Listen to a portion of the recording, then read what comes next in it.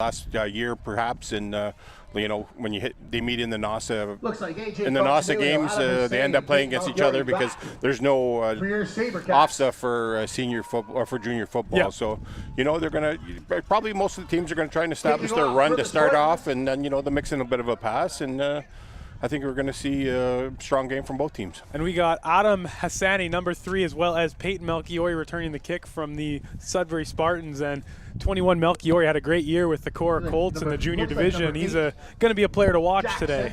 Yeah, for sure. And Adam's with the White Pines Wolverines and one of the elite speed kids in the junior loop in Sault Ste. Marie. And here we go, kickoff. Sorry, that was number 9, Dylan Nelson. It looks like it might go out of bounds. That will be a quick flag early off, and not what the Spartans wanted, but it will be first down for the Sabercats. I believe, is that a 15 or 10-yard penalty?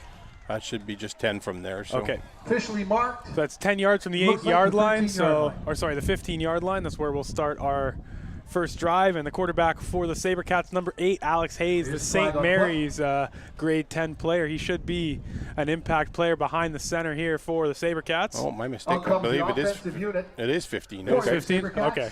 I was watching referee Corelli go to a spot, and then I was looking for referee Fitzpatrick, and we got Rob Grev, head referee, and Carl Maniaco deciding on what the penalty to take, where they want to take the ball.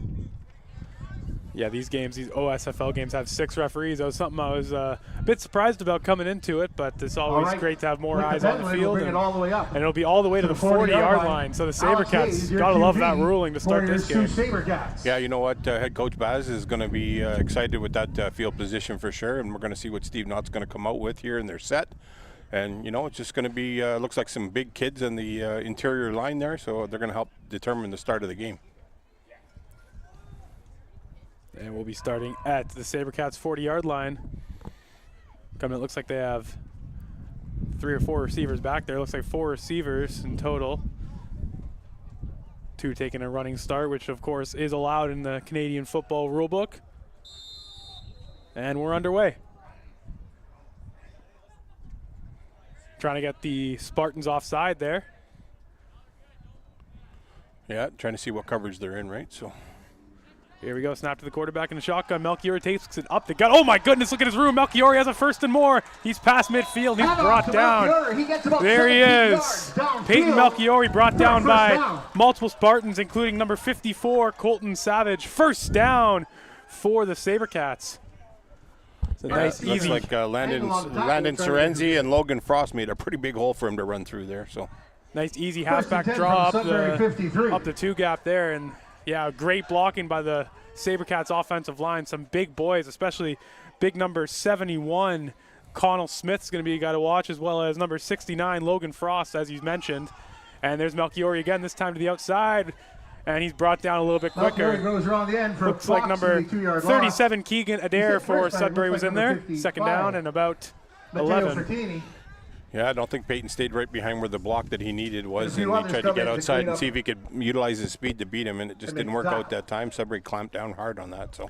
Yeah, and that's what you want from your outside linebackers there if you're Sudbury. Looks like a loss of 1. Definitely containing the run, not really going anywhere there. And we talked before this game saying junior football very those guys. What a big game. Yeah, Stan, he's a oh, it looks like it was ruled incomplete, I suppose. That he's out of position. Yeah, Gevansdale, he actually played up at senior as a grade 9 for the Cora Colts finals there. That was the punt for 25 on that one. That's Logan Luke. By the Sabercats. And first 10 for the their own 33. We'll see what this is to utilize some hack in the backfield. And we'll see the Sabercats, so they might use that to their advantage, might be able to get lower than the defensive Sabres their speed, but we'll see these guys coming in too. And that's number 10, Noah Parsons, the quarterback. He hands it off to the running back, number 7, who's brought down. Great tackle by, I believe that was number 54. That's Tyler Cady, and that's you talk about wrapping up properly. That's exactly how you do it.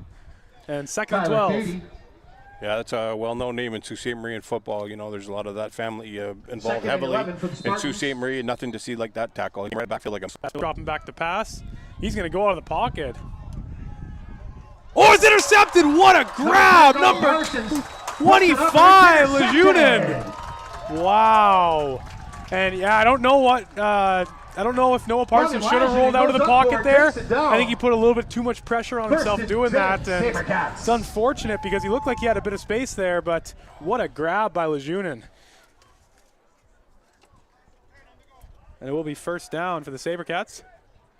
Yeah, another one of those Lajinen kids that standout football players at Cora. I had the benefit of coaching the older brothers when I was coaching there, and you know, not surprising to see that for sure. Right place at the right time, and it was just perfect positioning on the interception as Melchiori tries that draw play again. Tough run up the middle. Looks like he was tackled by, that was Melchiori. 54. Looks That like was number 4, Colton, Hayden or Walsh. sorry, I guess it was number 4, Hayden Walsh on the tackle, as the PA announcer, Phil Bumbacco, is able to assist me on that call. 2nd and 7. A beautiful day here at John Fott Fieldhouse at the campus of Superior Heights High School at second line in Superior at Sault Ste. Marie, Ontario. And Hayes drops back. This time he's going to roll out of the pocket. Hayes And looks deep. ooh, There is a flag. Referee Crowley threw a flag there, so Ball's it's be interesting to incomplete. see We what do that have a is. flag on the play. And we'll see. I didn't see anything, On did the you? last play, probably was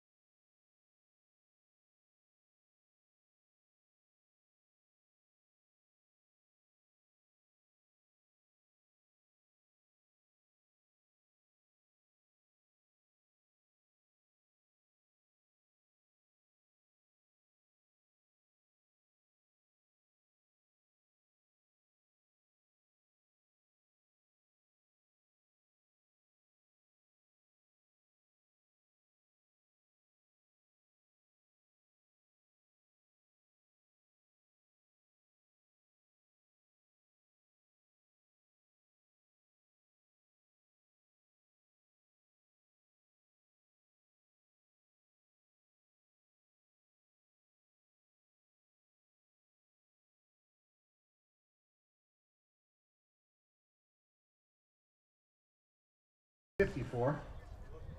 Could have been some incidental Cool. contact in the back when he ran through. So, no holding.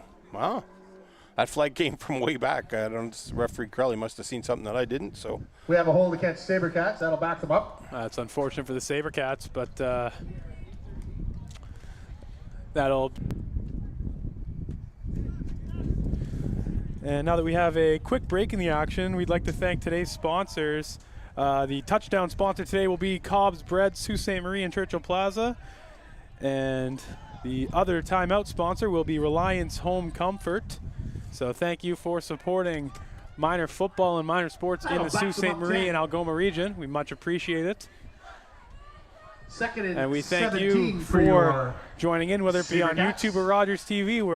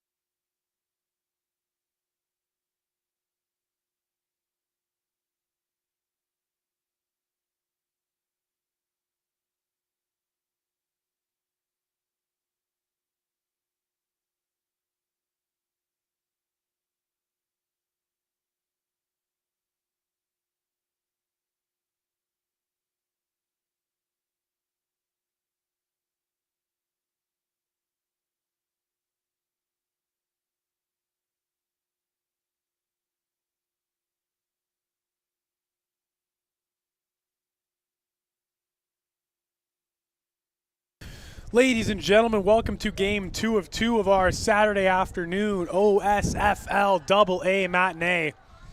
We got the York Lions coming up from the GTA region in the city of North York, taking on your Sault Sabercats. Should be a great game. My name is John Ostrowski. I'm joined here with Ray Bazawa. Ray, what are you looking for the U18 Sabercats in this one? Well, you know what? I'm looking for them to come out with a strong start today. A lot of veteran, super ultra talented kids on the Sabercat team. I'm not as familiar with the York team. But you know, I pretty much either coached a lot of these kids along the way from the core program, or you know, coached against them, and just elite talent, and you know, always a perennial contender here, the Sabercat team. And, yes. You know, looks like York made the long trip up here, so expect you know, a little bit of a transition going on here. Everybody getting used to coming back into football. They've had it off since the fall, and practices. Now it's a game, so it's see some little bit of first game jitters. The York team seems to be a bit smaller. Yeah, they for sure a lot smaller roster. A lot smaller roster than I've seen before, but you know, we didn't get a chance to see the York team, junior team, come up last year because they ended up forfeiting coming up. But you know, they got some kids here, some different helmets. So I think some of them are from one of the other Toronto teams down in the Oshawa area. So we're going to see who can dictate the pace of the game. But obviously 3 down, it's going to be quick, and we'll see what's going to happen. And a big story coming to this one, the Waterloo commit number 65, Marcus Palumbo, will not be suiting up for the Sabercats. He's on the sideline in street clothes, so seems to be nursing an injury. That's a big loss for the Sabercats starting out, but here we go. Number 21, Vecchio's kick went nice and far, and here's number 4 with the ball. He's running up, and he's going to be tackled pretty quickly by... Ball comes out past the 25. Good hard hit. Looks like that was number 4, Sander Boca, that tackled him. So first down for the York Lions. Yeah, you know, the Sabercats were hit with the injury bug here. I see quite a few of the kids over there in street clothes and some crutches going on, so it'll be interesting to see who the second string step-ups are here to replace some of those starters, but I'm sure that I know they're well coached. Yeah. So they're going to be mentally and physically prepared for this. Of course, York Lions starting with the ball here, and number 1 is going to be the quarterback, Tristan Monserrati, and his first pass is complete to number 6. It's going to be sent to Brendan Recupero, and it will be about a 3 to 4 yard gain. So it'll be 2nd and 6 for the York Lions. Of course, sharing the name with the York University Lions. They've been in the OUA for about 2 decades now, one of the newer programs in the Canadian University football loop. And it'll be 2nd down for the York Lions.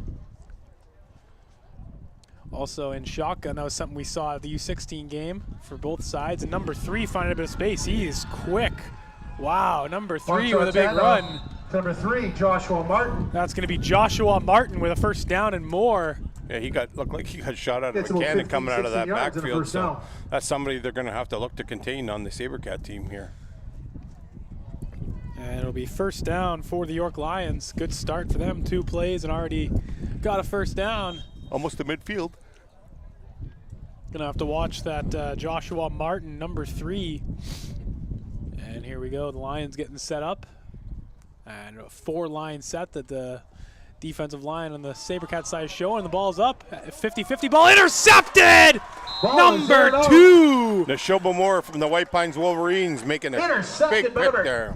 Yeah, he was a great player in the secondary for those Wolverines. They had a pretty difficult year, but he was a bright spot for them. He was definitely a leader on their side, and he's going to be a leader for this Sault Sabercats team. First interception of the year goes to number 2, Nashoba Moore. First down for the Sabercats. Yeah, he's definitely a ball hawk. Somebody you don't want to be putting that ball out for him to go get it, because you go get it every time. Yeah, that was just a bit of a floater, not the best pass at all, and unfortunate for the Lions, but the Sabercats will take it. First down, Sabercats. And here's quarterback, city champion Matty Tucker of the St. Mary's Knights. Nice flip to number 1. That's Jaden Trudeau, his Matty Tucker's teammate pass to for Jaden Trudeau is complete. the St. Mary's Knights there. He was tackled by number 6. Recupero, 7 Windsor on the tackle. That is Marquez Good for about McMillan. 7 yards, 2nd and 3. And 2nd and 3 for the Sabercats. Big offensive line led by number 56, Stephen Day Nolan, the center for this side. And sends his receivers in motion. Matty Tucker looks for the pass once again. He finds number 10, Nate Carter. Oh, and Nate Carter has a lot of room, but he's brought Nate down Carter by about 9 yards and a number first down. 44 on the play. That is Noah Kolar. First down for the Sabercats. Mengers Looks like with they're the tackle. taking a First quick and start 10 to the Sabercats air from the real quick here, 3-yard line. trying to move the ball down the field. They have the ever dangerous Nathan Gazzetti in the backfield, so Yeah. once he gets the daylight, he's pretty much gone. So you're going to have to really keep. They're going to have to. York Lions are going to have to keep him in check today. And he was a monster for Cora, wasn't he? He sure was. There's 23 tripped up pretty quickly by number 7, Darcy Hand off to Windsor. Nathan Gazzetti. He gets tripped up. And not the start Shoestring Gazzetti wanted, but he's going to get positive yardage regardless. So 2nd down for tackle. Still manages to the get about 5, Sabercats. 6 And yards. those Cora Colts came into the year as the clear and away favorite. I believe they were ranked 3rd in the entire province. And St. Mary's with a bit of an upset in the finals. That was just an all-time classic game. And here we go. 2nd down. On Nathan- paper, maybe. And 23, here he goes. There's Gazzetti. Look at the space he has. He's Gazzetti. gone. Touchdown, Sabercats. Takes it 40. Nathan Gazzetti. Yards. That's first of many, I think. Sabercats. I think that's going to be first of many for him in this league. And just exactly how they drew it up. Just unbelievable. Tucker to Gazzetti. Enemies in the high school circuit, but they're going to be the best of friends in the Sabercats white and blue this year. Oh, stop, drop, and roll. Look like a fire drill. Absolutely. There you go. Must have got caught on the old toe pick on the old 30-yard line there. That speed by Gazzetti was just He's my gosh. elite speed. And I mentioned it earlier. I said they're going to have to keep track of him, and he got away from them, and it was gone. So Extra point is up and good. Vecchio's And kick is up and these good. guys all know that university scouts are watching these games. You know, they all are. The goal is to get their, win as well as advance their careers to the next level. And with plays like that, that was the offensive line blocked perfectly. Quarterback had 5 years to throw the ball, and yeah, that's just a perfect football play. Yep. 7-0 On the score early. Sabercats, 8:27 remaining in the first quarter. 8 minutes and 27 seconds into the game, and it's 7-0. And we're going to have to see if the York Lions have an answer right now. But based on what we're seeing so far, it's anybody's game. But Oh yeah, absolutely. And yeah, a lot of. I'm just going through this Sabercats roster. A lot of names I recognize from, calling a couple high school games. Surrett with, I believe he was with White Pines. He's a big defensive lineman. it sure was, yep. Yeah, Jack McPherson for the St. Mary's Knights. He was a hard running receiver rather. And yeah, a lot of great names. Stephen Day Nolan had a good season. Vecchio is a great kicker, and He's a fabulous kicker. He's a game changer. and there it is. Oh my goodness, Into the wind, all the way down inside the 10. the Sioux just has great kickers, don't they?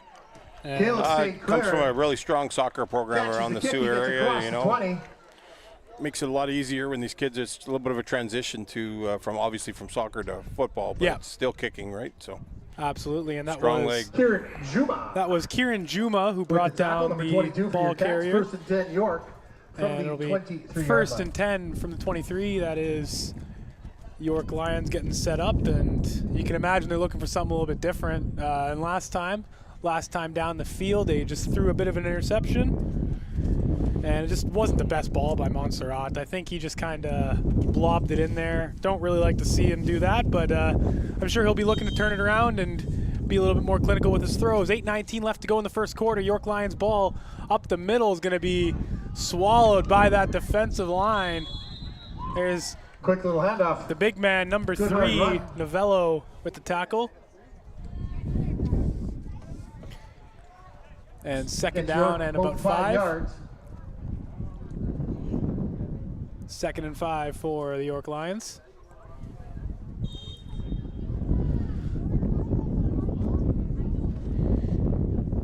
And the center gets set. Number 55, Zachary DePinto. Oh, another run play. Oh, that's a little bit more successful. Hand off to Joshua Martin. This Joshua Martin, he has a bit of speed. Before being brought down. Excuse me, he gets about 12 yards there. First down and more. DePinto able to turn up and show a bit of speed, so Sabercats defense going to want to watch that. Yeah, just a couple of alignments. I'm sure Coach Antonello is all over that, and you know, he is a guru when it comes to playing the chess game on a football field. So he'll make some plays there, and they'll figure out what's going on and another big help name. shore up that. Oh, sorry about that, Ray, but another big name on this coaching staff is Paul Orizetti, of course, the man responsible for bringing Sioux College football. It's going to be joining here at September 2025, as well as he also sports 2 national championship rings with the University of British Columbia Thunderbirds program, so he's been around this game for quite a while, and there's a flag on the play. Time count violation? I believe so. I think that's only a 5-yarder though. Yeah.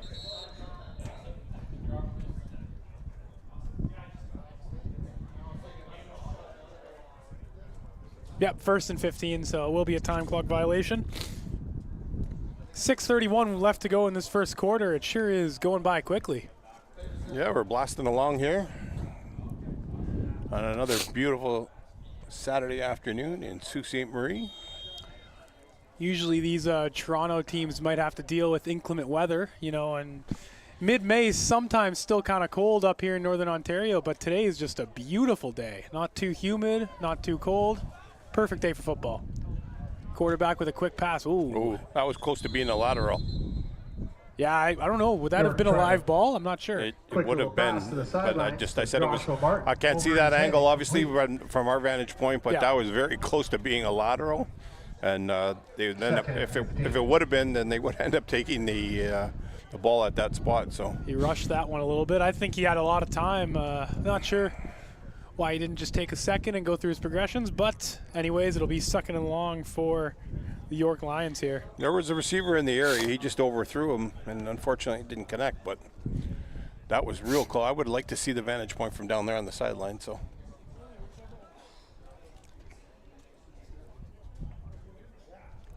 And second and 15.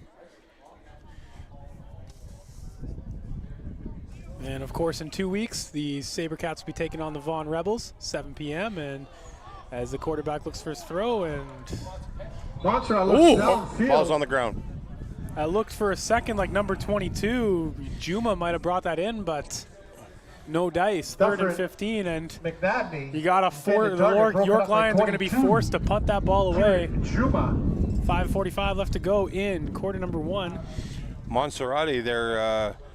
If he had led that receiver just a little bit further, I think they would have had an opportunity to come down with the ball. But Juma closed hard and was able to get his hands in there. Almost came up with the pick and forcing the York team to punt here with 5 minutes and 45 seconds to go. Yeah, that was a nice job by Juma for sure. Great coverage, and like you said, they're going to be back to punt. That is number 7, Darcy Windsor.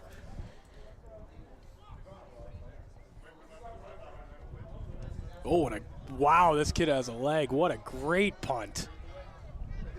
And there's number 1, Trudeau bobbled it, but able to pick it up. And number 44, looks like he was all over that, but he lost his man, and going to take a couple York Lions tackle him. Looks like number 9 was in there, Antonio Boccia. First down for the Sabercats. 1st and 10, your Cats.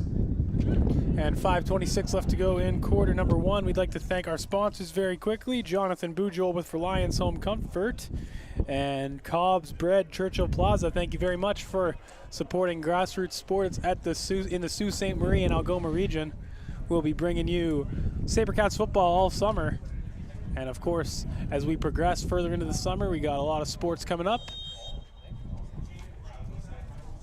And here we go, getting ready.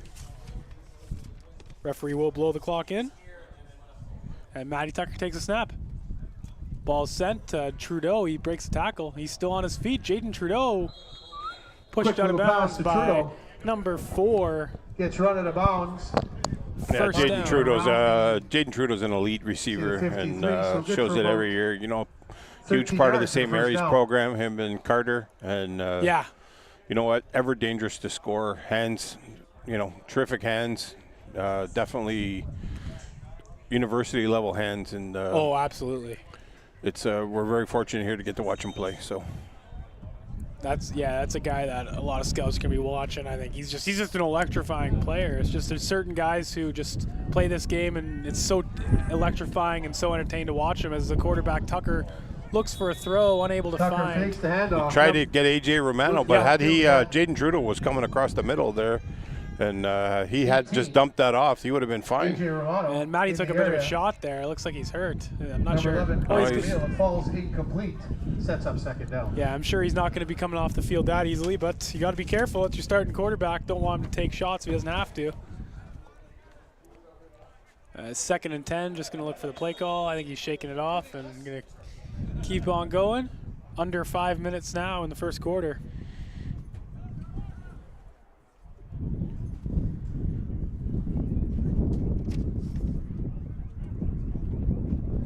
And quarterback drops back, gets the snap, looks for his progressions.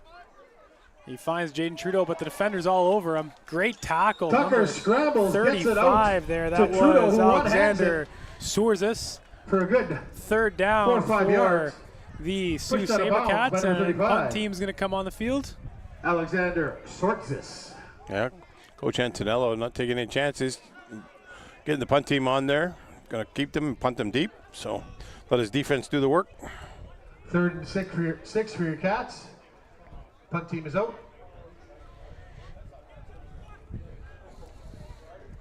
Nate Carter to punt. And Nate Carter to punt for the Sabercats, but there's a whistle. Not sure what it's We for. have a little confusion. Oh, Timeout York. he's saying timeout Lions. Oh, that is 1 of 2 that they will get for the half. Both teams get 2 timeouts per half in this league, and we'll take. Yeah, a they're break. short quite a few players here. Oh yeah, now that we look through their roster, they have about 7 or 8 guys that have not made the trip up, and yeah, it's pretty interesting. Happens quite a bit when you see some of the Toronto teams having to travel this far, and you know, I know when the Sioux teams send teams down, they always send a full roster down, and injuries could be playing a significant amount of reasons as to why they're not on the field today. So looks like 1, 2, 3, 4, 5, 6, 7, 8 players Looks out. like St. Clair and So, Martin back 4. Always a challenge for the coaching staff to try and put people in places and York. come up with solutions. So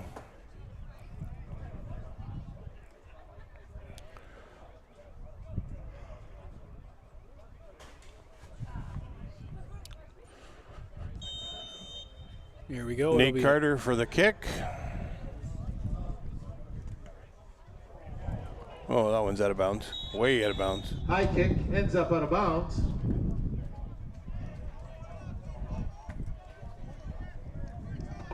And it will be a first down for the York Lions with 4:31 left to go in quarter number 1.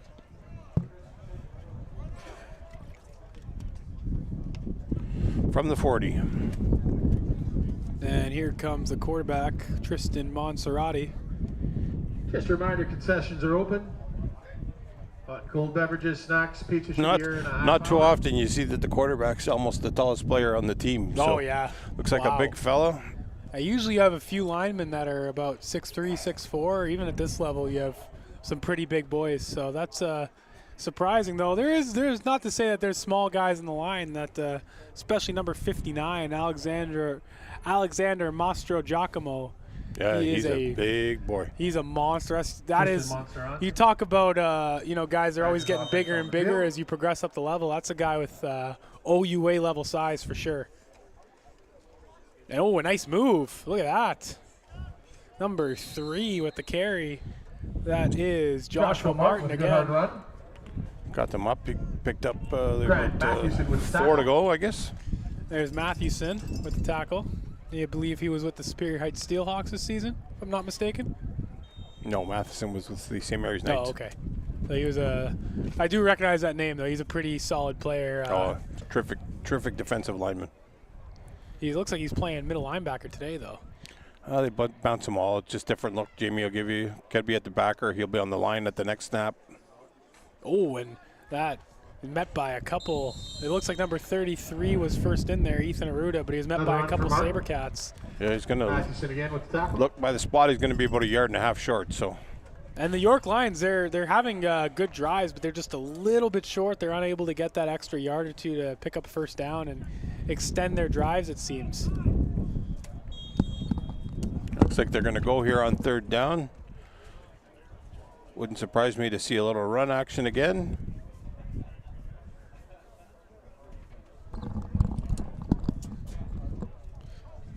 And there it is. Oh, fumble! And the quarterback gets walloped. Everything bobbled in the background. Grant Matheson's first on the quarterback. There's number 99, Matheson. Wow, nice bit of speed there to get in there. Turnover on downs. And it'll be a turnover on downs. Timed that blitz perfectly. Got it outside the left tackle and got in the backfield to create some havoc there. So. Yeah, really tough to bobble a 3rd and 1. That should almost always be a first down. And unfortunate for the York Lions, but the Sabercats won't be complaining and try and double their lead, get up to 14-0 before the first quarter's over. I think they have a good chance to do so. Yeah, the opportunity's there for them. Now we're going to see if the proof is in the pudding. And number 55, Torreson, snapping the ball here. Quarterback drops back, finds number 10, Nate Carter. Tucker to Nate Carter. He's wrapped up by number 56. Number 44, Noah Kohler. Number 44, Noah Kohler. Enough for a first down, so looks like it'll be second really? and short. I thought he got it too for sure. Well, looks like the spot was a little different. Referee Grev giving him about 1 yard short, so 2nd and about 1. Yeah, hard to complain with 2nd and 1. That was a pretty nice play there.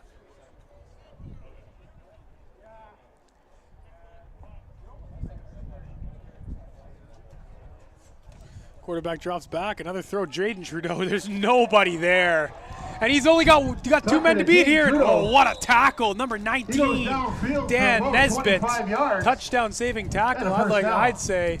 Yeah, I think they got down to about the 6 yard line there. So that was remarkable how open Trudeau was, though. Wow. You think, on the scouting report, that would be a guy you'd want to circle. Nesbitt, number 19 with the tackle. That's a little bit insane that he was so open. First and goal. Easiest 20-ish yard gain he'll get it all day, I think. It'll be 1st and goal on the 6 yard line, and you got to think the Sabercats are going to want to punch it in right here.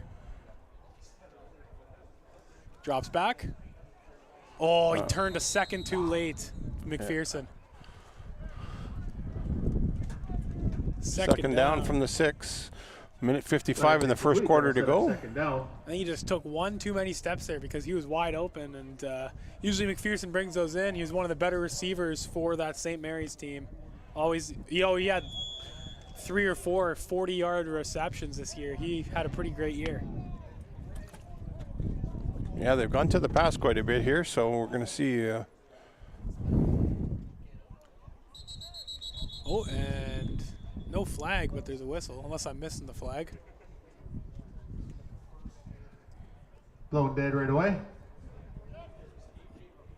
No, there was a flag for sure. The time count violation, probably. And making it harder for themselves, the Sabercats. Now, on the 11 now as opposed to the 6. Yeah, Coach Antonello can't be happy with that. Just timing call. Got to get those plays in and get the play called. So.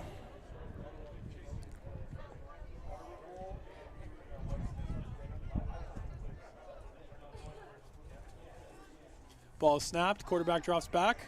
Out to Gazzetti. Oh, and he slips and falls, but he almost got it still. Wow.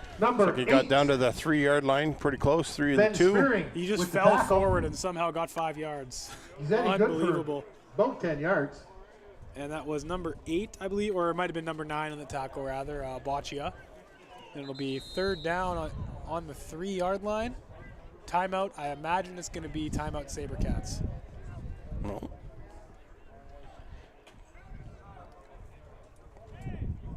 Oh, they're allowing them a timeout for. Did they bring a kicker on? Because you get they allow a time. They allow time for them to put their 1:08 replacements on. remaining So in the quarter. And yeah. Third and goal. Oh no, they got the regular setup. Doesn't look like a field goal, does it? Nope, it doesn't. And it's going to be a direct snap. Yeah. That's pretty surprising. To number 88, he's going to get in though. Jack McPherson, touchdown, Sabercats. It looked like he was going to get stopped in the backfield, but no, I think you're going to get an illegal block on the back. Referee Hazelton threw a flag in the back, and I think that's what he's calling. That's unfortunate because it looked like he was going to get tackled in the backfield and was able to break a few and get in, but you say it's blocking the back, then that's definitely coming back. That's just the Sabercats shoot themselves in the foot there. And now, yeah, you're bringing on the black tee now, and here come the illegal block in the back. Here come the field goal unit. Definitely a smart play. There's no need to leave points on the board.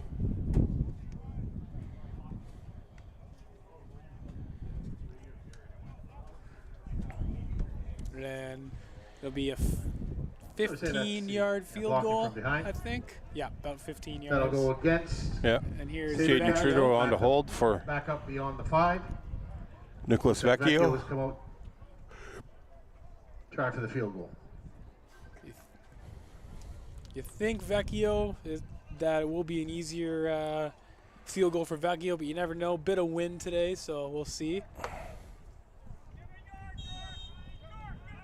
This is to extend the lead to 10-zip. Vecchio's kick. It is, oh, it's wide. They can still get the 1 point here, though. Number 44, Kolar trying to run it out of the end zone, and oh, he got stopped just before, I think. Not sure if he got out, but that was a stop by number 4. Derbelko with the tackle. Let's see if he got, oh, he might have got stopped at the 1. And it looks like they're marking at the 1 yard line. So still an opportunity to get some points on the board for the Sabercats.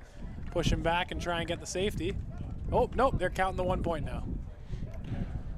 Yeah, they got the single, so there's the Rouge.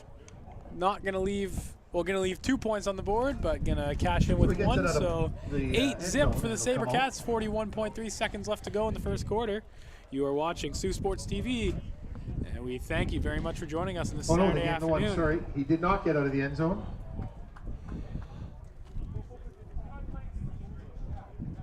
So we'll come to the 35 after taking the Rouge.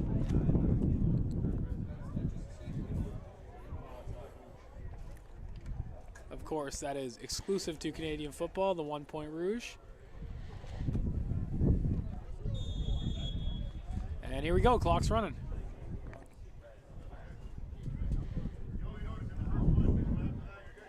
Quarterback drops back. A little bit of a sweep. As number 33 with the carry, I believe. St. Clair tries to get around the end. He ran a long way, but I don't think he got too much there, and looks like he's injured. So he was just inside the, he might have got 1 yard. That was Caleb St. Clair on the with tackle the run. across the field. We do have an injury timeout. And we'll take a quick break here with the injury timeout. Trying to see where the spot is here, Johnny O. The ball's changed hands 3 times here. I'm trying to zoom in and find out on my phone here. I think 35. Oh, no, I'm not worried about that. I'm just they're wandering around with the ball, and he hasn't placed it yet. So that's kind of what I think he just barely got back to the line of scrimmage. Thank you. I got binoculars now. I take a look here. These guys have their helmets off. Player's injured, but he's about a yard from the sideline, so they're just going to try and help him up and get him onto the bench where he can assess the injury and see what's going on. Looks like a shoulder potentially. Came down pretty hard there on the tackle, so. There's multiple helmet colors, yeah.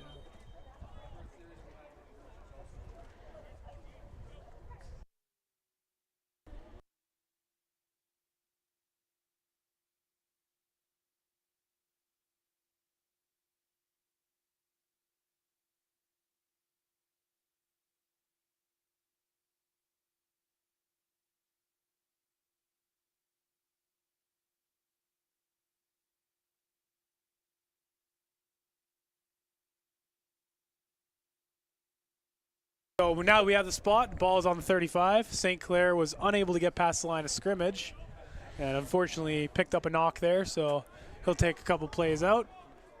And 2nd down and 10. Quarterback drops back, but there's a flag right away. Oh, almost intercepted by number 5, Blair Boudreau. Will Madal almost with a pick, but we do have a flag on the play on the near side of the field. And we'll see what the flag is in a second here. Referee Fitzpatrick throwing the flag over here. Potentially a mouth guard infraction warning, potentially. Oh, so that will be, yeah, I won't lose any yards there.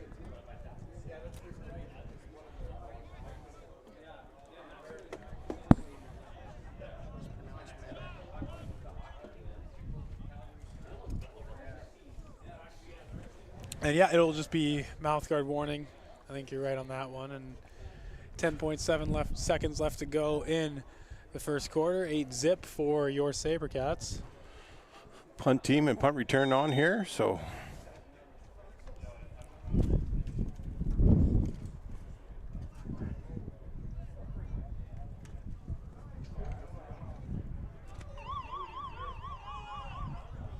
Oh, and it's going to go past Trudeau there.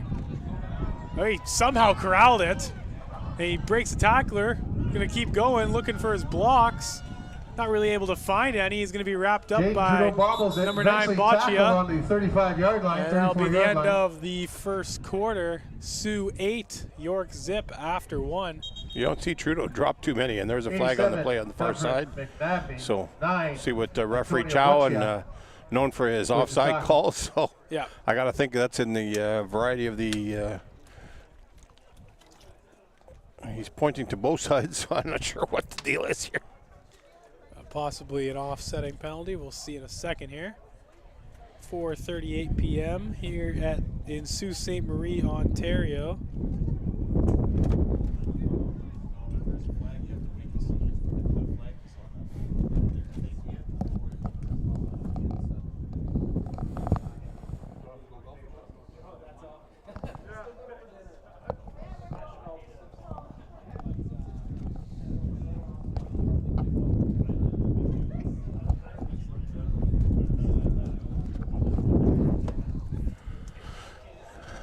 Okay, so they're enforcing an infraction here. So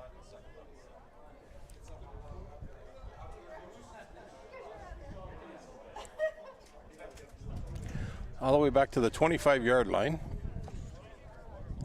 Well, was that the end of the quarter, or I'm not too sure? Yeah, so he went and measured it off. Now they're going to go the other way. So it looks like the Sabercats will take over on their 25. Because he marked it off on the 25 down here. Okay.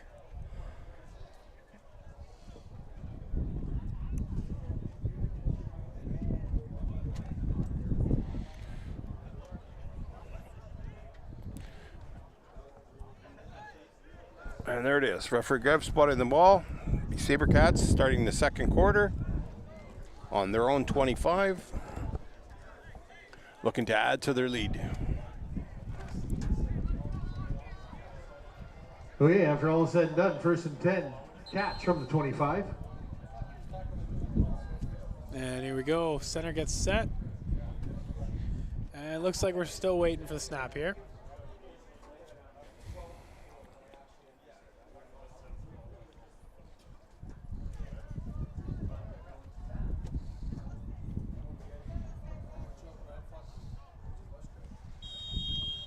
And here we go. Getting the second quarter underway. Clock's running. Ball handed off to number 23, Gazzetti. Hand off Gazzetti. He's hit hard at the line. Wow, he's hit hard at the line of scrimmage. Tackled by Darcy Windsor. That's a good play by the big defender there. The Kolar and Robertson. That's what you need. You don't want Gazzetti to get going, that's for sure, because once he gets going, he's pretty much impossible to stop. So good play by the York defense. 2nd and long, or sorry, 2nd and 8 for the Sabercats.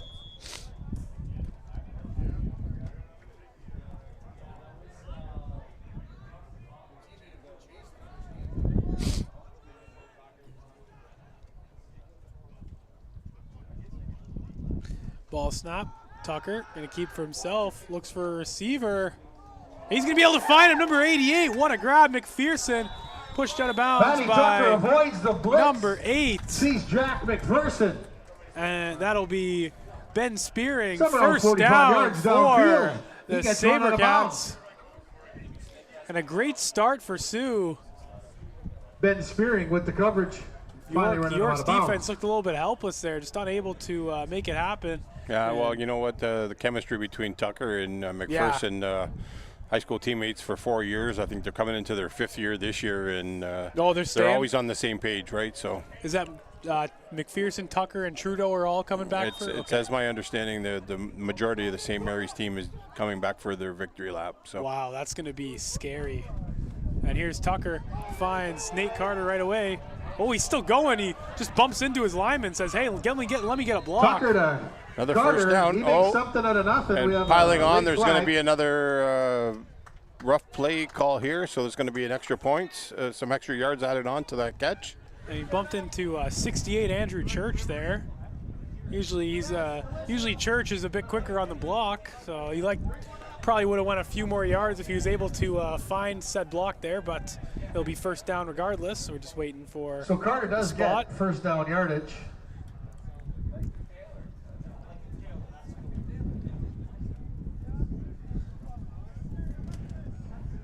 Unnecessary roughness against York. That'll back them up. Remains first down. And that's what the York Lions don't need right now. 15 Just been yards. informed, Fresh Hot Pizza's here. And Sabercats getting ready for the first down. They're in great field position now, doing a great First work and on 10 this catch drive. from the 23, 24-yard line. Keeping the opponent's defense on the field and slowly working their way up. And there's another flag, unfortunately, most likely offside against the offense. It looks like the Sabercats jumped all over the line again, so got to get their timing back down. Some of those first game mistakes that are being made, and yeah, just unfortunate for the Sabercats. Got to watch that, but York hasn't really made him pay yet for those penalties, so we'll see if that changes. oh no, that was on the York team. Oh wow, it's usually the other way around when it's a situation like that, but it won't matter. They must have lined up in the neutrals into the 1 yard neutral zone there. So first and 5 for the Sabercats.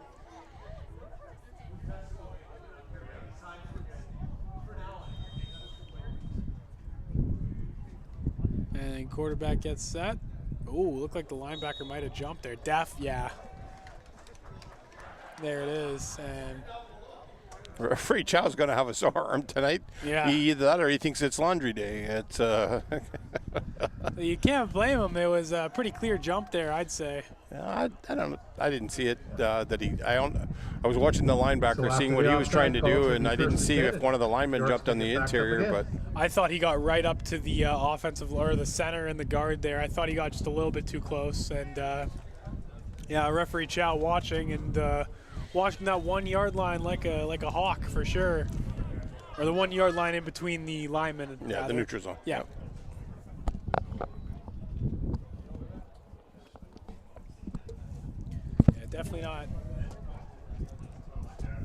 Definitely not what our American friends are used to, where they line up head to head in every level of football. Yeah, right from Pop Warner they do that. So. Yep. So first down.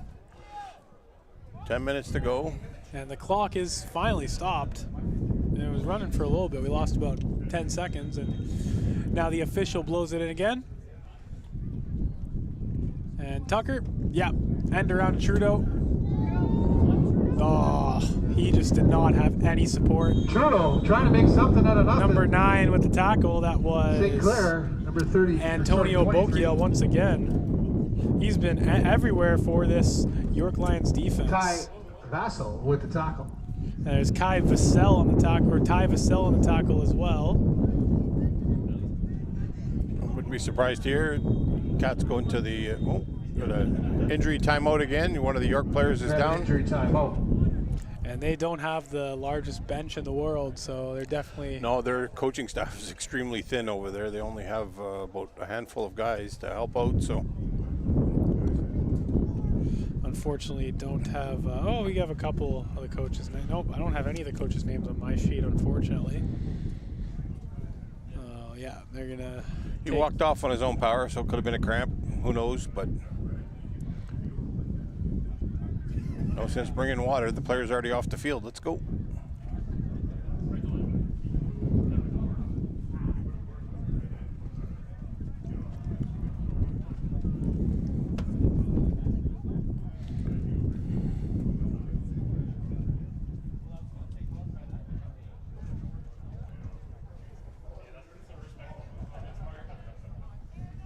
Be 2nd and 13 for the Sabercats.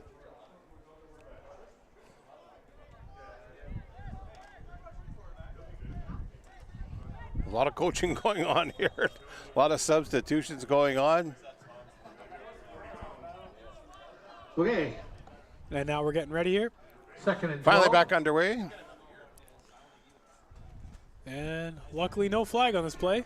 Tucker drops back, looks for his receiver, and he finds it. Sabercats. Number AJ Romano. 18, AJ Romano. That 20-yard end zone definitely helped him out there. Dropped back perfectly near the photographer there, and 2-score game, 14 zip for your Sabercats. For 6 points.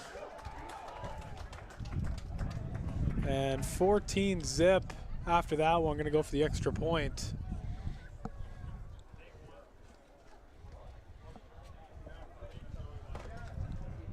Number 21, Vecchio, getting ready for the kick as well, or once again, rather. And if the York Lions don't make some defensive adjustments, then it might be difficult for them to get stops, because it was just really, really easy, it seemed, for Vecchio to find, or not Vecchio, it seemed really, really easy for Romano to find some space as soon as he dropped back in the end zone. Yeah, he was way in behind the defense there, and I don't know if they bit up on some of the fake that was going on, and the wide receivers were running some outs there, and he got himself wide open in the end zone, and the York player couldn't recover fast enough. So out to a commanding 15-0 lead here with 9 minutes and 11 seconds left to go. So we're going to see the York team can muster up some offense there. I know they had one of their running backs got injured there in the last offensive series they had. So we're going to see if he's able to return to the game. A couple of players walking around over there without helmets, a couple on the bench. So we're going to have the kickoff.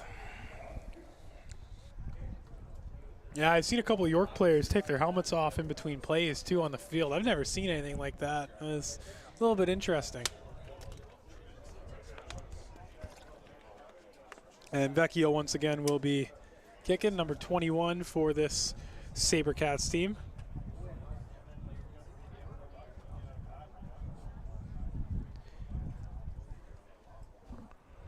Sure seems to be a lot of time in between plays here. Yeah, oh my goodness. We'll be lucky to get out of here before the lights come on.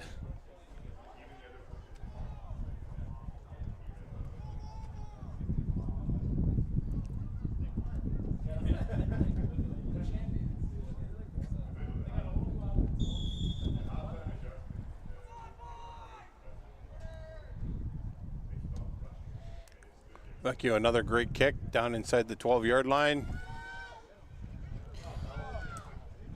And there's number Montserrat 4. gets across the 20.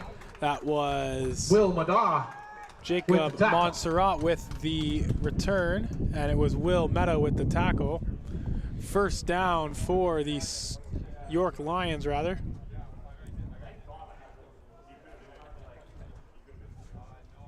And yeah, it looks like they have a couple AP players on this York Lions team.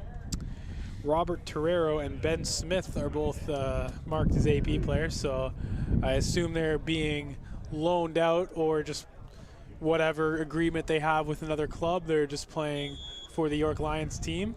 And as we said, the York Lions do seem a bit short-handed, so it's probably good they have a couple extra bodies, and lots of great football in the Toronto region, so it's definitely probably not difficult to find good players. Quarterback gets set, hands it off, and oh, number 3 up the middle. I know there's a flag inside. There's another flag on Eventually the play. brought down by, it looks like number 14, Lee Willette. We do have a 8:44. flag A lot on of play. conversation going on here, so we're going to see who the flag was against. Looked like 64 for the Ken LeBlanc having a little conversation with one of the York players.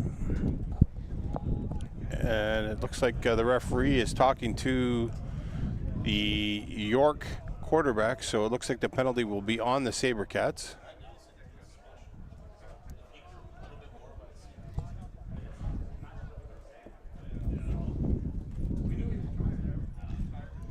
Oh, I guess I'm wrong. Holding. I thought that was a unnecessary roughness penalty, but he called a hold. Interesting. Referee Grev called a hold there, so pushing them back. So it's going to be 1st and 20 with 8:44 to go. Ball on the 12-yard line of the York Lions. Yeah, they got a long way to go now. 98 yards to the end zone. And the referee quickly blows this in, and here we go. So after the penalty's applied, it's going to be 1st and 10. York from their own 11. 1st and 20 for the York Lions, and trying to run up the middle again, or sorry, up Quick to the little left handoff to side. Martin. There's number 3 with the run. That 17 or 18 is yard line. Josh Martin. He's tackled by number 94, Ashton Sachin.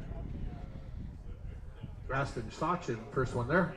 And 2nd down for the Sabercats.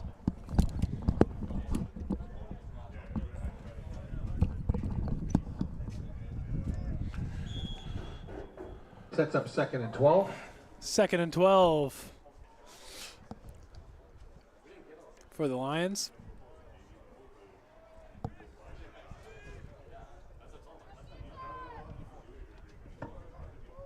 And ball gets snapped. And it's sent deep.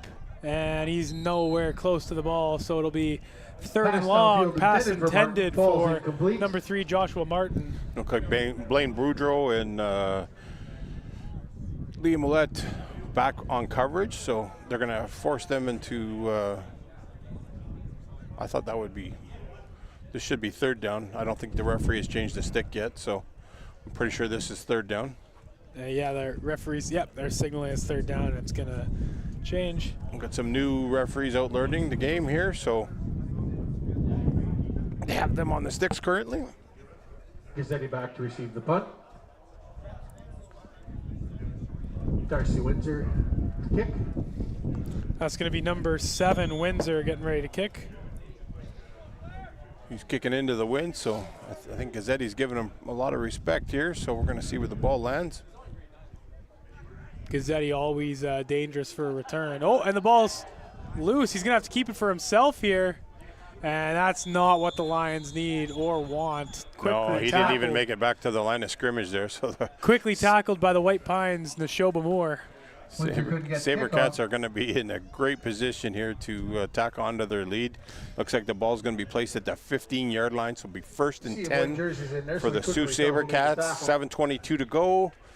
1st down. You need to respect. You need to respect the fact the Sabercats are just making life so difficult for the Lions, not giving them an inch. And even though that was a bad punt, it takes a good jump off the line of scrimmage to, or even if that was a bad snap, it takes a good jump off the line of scrimmage to make the punter force him to run and tackle him quickly. And really, really plays a factor. The Sault Sabercats defensive line has just been great today.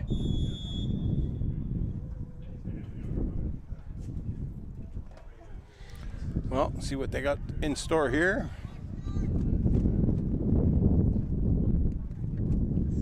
Ball snapped to the quarterback. Here's Gazzetti with a bit of space, and he should, Hand off to Gazzetti. Touchdown, Gazzetti. Didn't take long to make that turnover change. Some big points there. Sabercats are now up 3 scores. And an objectionable conduct flag thrown here.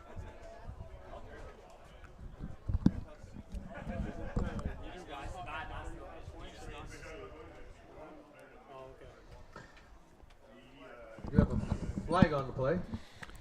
And we'll see if that definitely an objectionable conduct there. He's having a pretty long discussion with referee Corelli, and not known for his tolerance and for not being smart when you're on the field. So It's going to cost them again, and they'll most likely be assessed on the kickoff. Yeah, I was just gonna ask. I didn't think it would have affected the touchdown because it was after the play. But there's my answer. And getting a bit of wind, so I do apologize if that's getting picked up on the microphone there. Looks like 35 offsetting objectionable conduct penalties. And Kick is up. yeah, no doubt about it. 22 zip, 7:05 left to go in the half. York Lions going to quickly want to turn that around. Yeah, you know what? Based on the assessment I was watching in the warm-ups, and it was looking a little bit of indicative that the Sabercats were going to have the upper hand here. So remaining in half. it's going to be up to the York Lions to prove me wrong, but this is starting to slide away from them, and if they don't clamp down here and make some plays on offense, they're going to get down even more, and they're going to be in big trouble trying to make a comeback in the second half. Yeah, and I mentioned earlier back when I played in high school, we came down here and we played the played the U16 Sabercats back in, I think it was like 2016 or 2017, and you can see how much this program's grown from then. Like it seems it's just an amazing run program. You said they're competitive. They have multiple championships in this league already under their belt, and you know, they're going to be a contender for that top spot in this league, and I think they're going to have a very good season in the OSFL. Yeah, you know what? A lot of it stems from the Sioux Minor program, and I think they're at a record level with kids. I was talking to Matt Primo earlier, and they're in the 300-plus range for kids this year. That's amazing. For Sioux Minor football. So, you know, it's just a credit to that program. You know, I coached down in that program, and my son was in that program, and just a lot of the great coaches down there developing the kids, teaching them the game. Yeah. And then it's evolving right into you get into the high school ranks here, and some elite coaching, and just tremendous talent coming out of the Sioux year after year. Yeah, and you're going down, you're competing against, all the great Northern Ontario teams. You're competing with teams in North Bay, Timmins, Sudbury when they go down to NASA and OFSA, and, you know, it really helps you take your game to the next level, I think. And here's number 4 with the return, Jacob Montserrat. Montserrat trying to avoid the tackle. He's tackled by 13-14 Cyan Derboca. First down for the York Lions. Well, they're in a hole. They got the ball back deep. Great kickoff by Vecchio.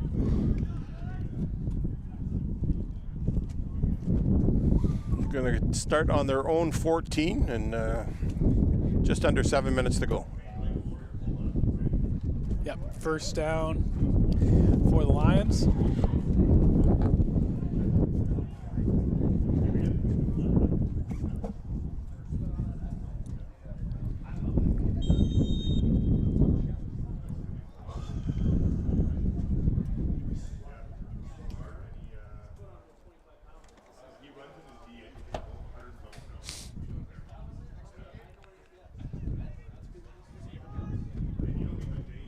First down, York. Quarterback gets set, sends his receivers in motion, and snaps the ball. Here we go.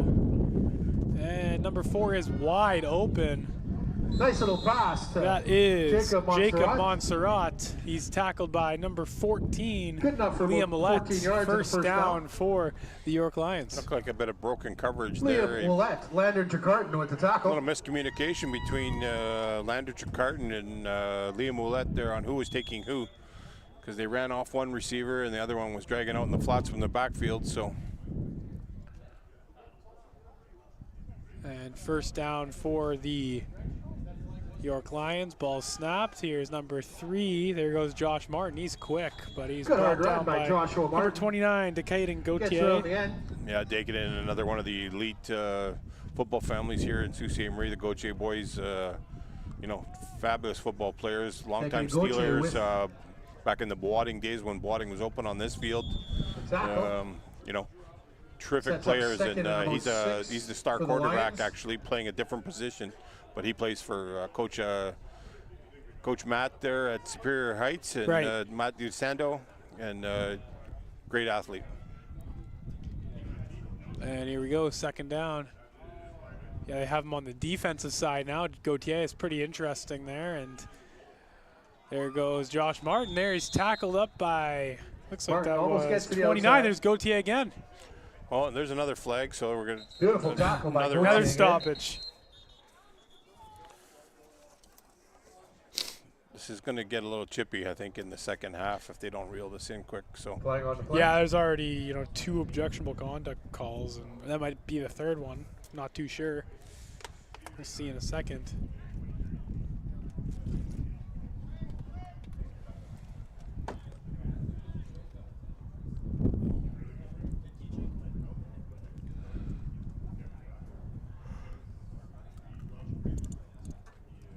I'm not sure why the long conversation here. That's a pretty easy penalty to assess.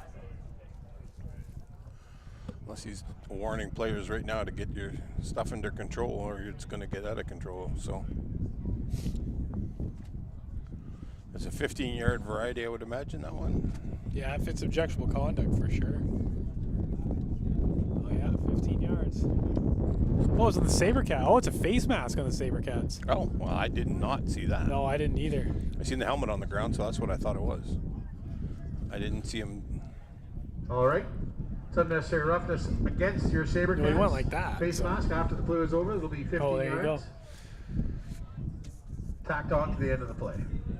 Yeah, it seems like the only bit of forward motion the York Lions get is self-inflicted because the Sabercats, they're taking penalties that they don't really need to take. No, got to get some control under the.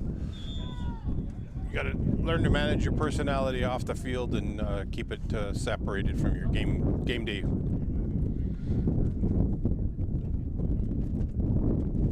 The clock's running, but the York Lions are taking their time. And now the ball snapped. Quarterback drops back to pass. There's number 4, Neshoba Moore, just lurking. Wow, he wasn't able to get to the quarterback, but wow, nice tackle, Gauthier. 3rd tackle in a row there. He's got to be happy there to bring down the quarterback. Downfield. He's having quite the quarter, Gauthier. I'm not sure if he was even starting on the defense, but he was put into the game there, and he's making an impact. So definitely making the most of those reps. That's what you got to do as a player, for a player possibly fighting for a spot. There's a huge roster of players, so you got to make every play count. 2nd down and 7. Yep, 7 yards to go. 4 minutes to go. And there's Josh Martin. Oh, he's He held. Pitch to Martin. Yeah, He it's gets some out space past out first there. down yardage. Potentially run out of bounds. he was brought We do have down a by flag on the play Derboka, on or pushed out by 54-yard line. Derboka rather. Noah And Kohler's putting his hands up like, what did I do wrong? He had the block, but when you drag him down, you're going to get called for the hold every time. So that was it's who, just, sorry? Oh, Noah Kohler. Yeah, yeah. I see it. Yeah, he was holding the Neshoba Moore, and you can sustain your blocks, but you can't drag the guy to the Yeah. ground. And it was easy call for referee Fitzpatrick to make. So that's holding against York. And I'll back them up, and they'll repeat second. Had he just shoved him forward instead of pulling him to the side, then he would have got away with it. But that was just too easy for him to call. 22 zip for the Sault Sabercats. 3:51 left to go in half number 1. Ball on the 43-yard line for this York team, and 2nd down. See if they can convert on this long 2nd down.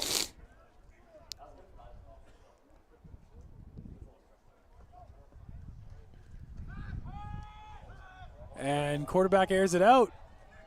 Oh, incomplete. Intended Great coverage for by Dakin and Gauthier. intended for Josh Martin. You know, Just out of his his dad reach. was a stellar athlete, Matt, for the Gauthier Sabercat, defending the for play. the Sioux Steeler team, and elite coverage skills there for sure. Yeah, he's been great, especially this drive. He really made himself known out there, and got a lot of potential as a defensive player, almost as much as he does as a quarterback, and that's it's a pretty interesting skill set, able to play corner, linebacker, or quarterback. Really, Yeah, that's what you get at the high school level. Elite athletes make sure that they make very versatile. So yeah, especially Superior Heights, who had a bit of a smaller roster than a couple other teams last year.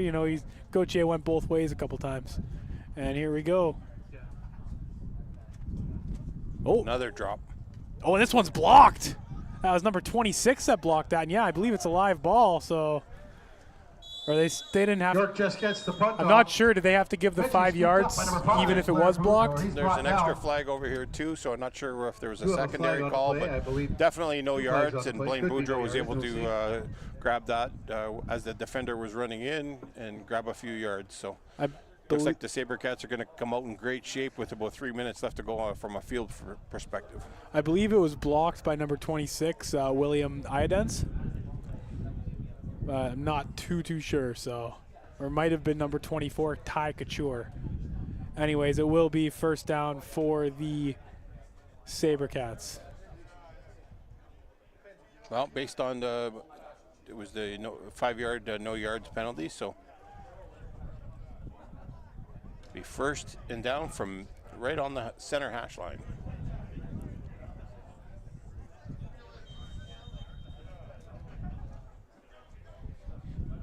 Haven't seen Jaden Trudeau in the last 2 offensive series, so I don't know if he got hurt on that that last play either. Oh, pass blocked. And it's not. That was a pass. Yeah, that should be dead ball. What? And number 58 runs it in. That's Benjamin Mengers. He threw Matty the ball. Tucker's pass is blocked. Eventually picked up No way. They're calling it number a 58, Benjamin Mengers. He runs it in for the touchdown.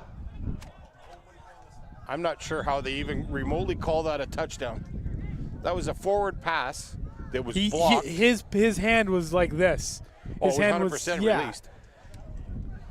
I'd like to see the replay on that because it sure looked like the ball was going forward. No, there's no way. I'd That bet. should be blown dead over here.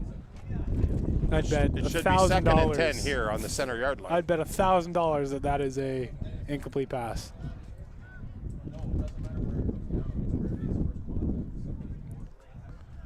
That is remarkable. Referee's going to discuss this and we'll sort it out. And now that we have a little bit of a break in the action, we'd like to quickly thank our sponsors, Cobb's Bread, Churchill Plaza, and Jonathan Boujol with Reliance Home Comfort. Thank you very much for supporting Sault Minor football, as well as other grassroots sports in the Sault Ste. Marie and Algoma region, as the officials try to sort this out. 2:45 left to go in the first half. Could sure use some of that good Cobb's bread right now. It's about just about feeding time there usually at my place. So yeah. some of that nice fresh bread would be awesome. I'll get some sourdough maybe after this if they're still open. Not sure yet.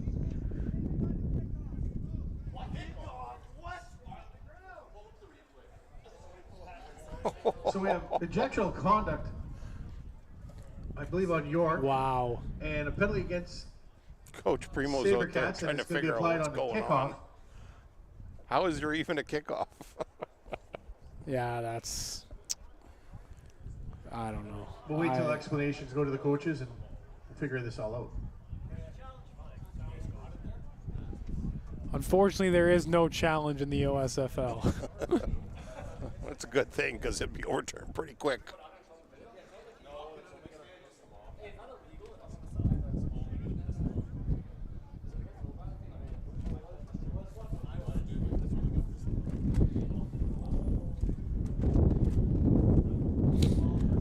Oh, man.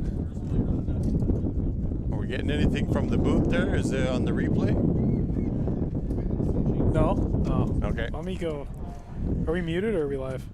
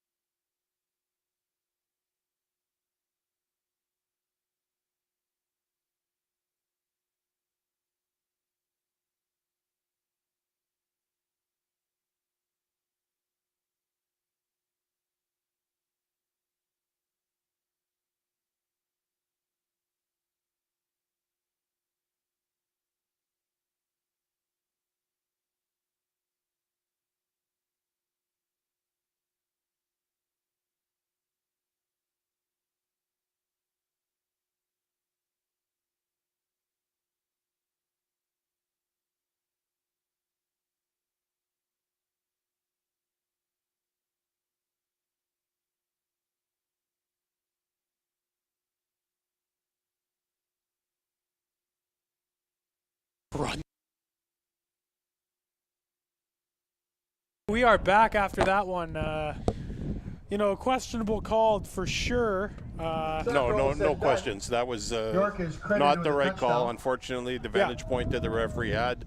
But there was definitely a forward pass based on the review that we just watched, and how they missed that, still not sure exactly. So 22-6, the York Lions. You know, you got to take this one and capitalize on it, and you know, stop the Sabercats from scoring when they get on the field, because that's got to be a momentum turner. When you get something that goes your way and you're kind of struggling in the game, you got to take advantage of it. So York Lions got to figure out a way to stop the Sabercats and their clinical offense after this extra point. We're going to see if they're able to make it here.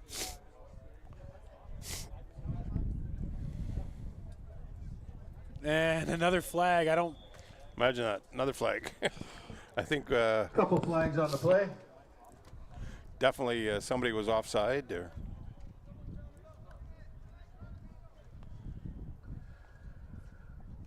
Recupero's kick is up and good. And the kick will be up and good, so I'm not sure if they're probably not going to re-kick it, are they? Oh, they're giving them the option on whether to take the penalty on the kickoff or retry for potentially go for two instead of take the single. So they have to give them the option, and they make the decision from there. And it looks like they'll take it, so 22-7.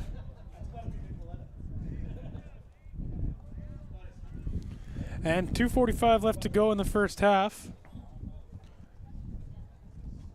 Hopefully we can get through it without any future flags and just get to halftime. Tacked on, and the kick is good.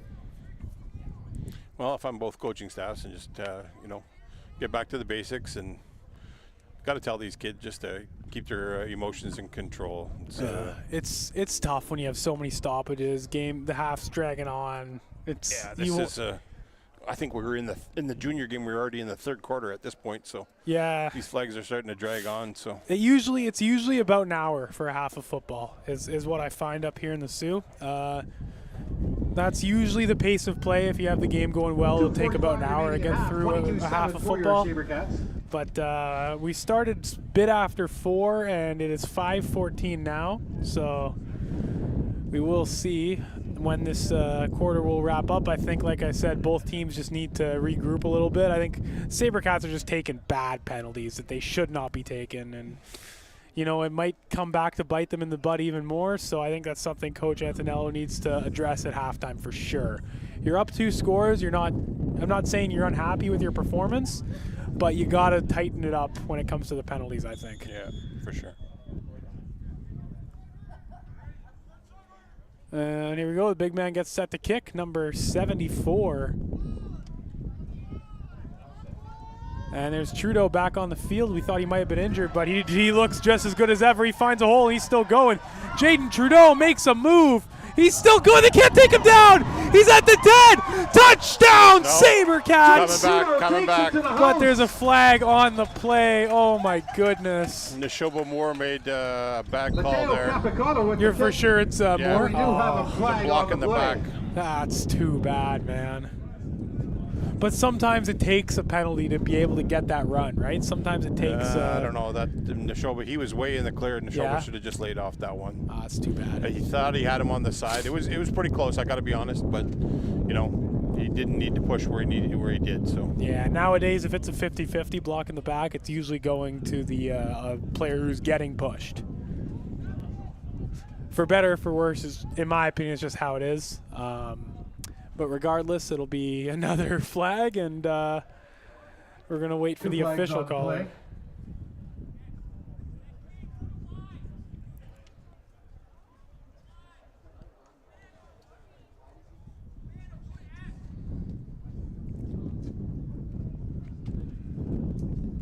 Well, referee Maniaco making a call on where to take the ball, and there's a flag back here too that I just saw referee Fitzpatrick pick up, so I don't know. We're going to have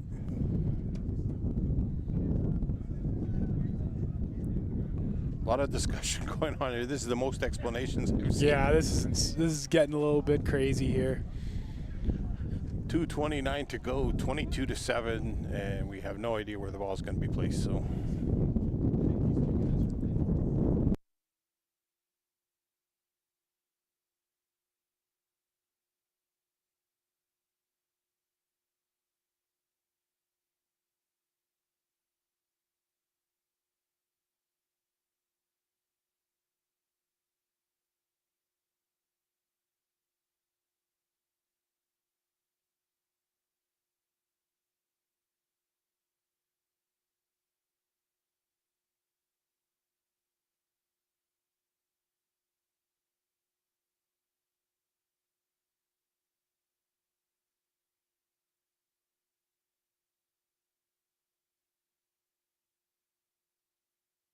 Ladies and gentlemen, 2:29 Okay, so left we to have a holding go. call Quarter number 2, we're back. against the Cats.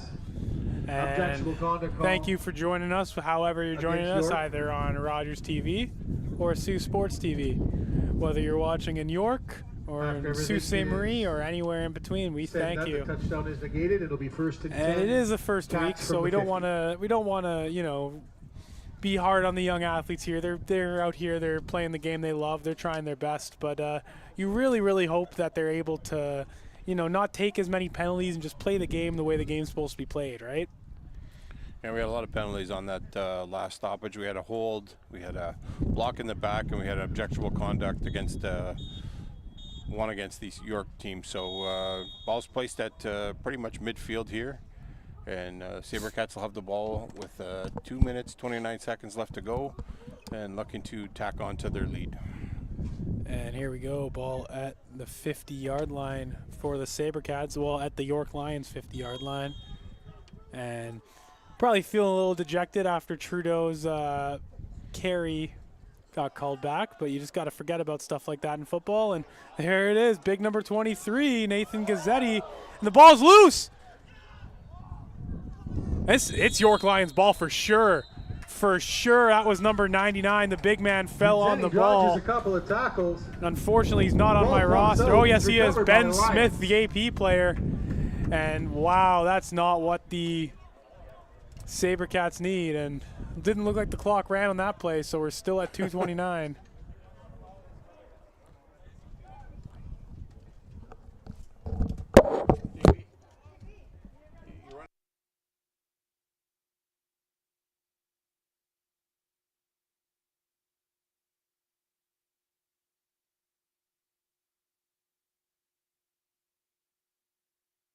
Took a couple seconds off the clock, so we were able to make that up.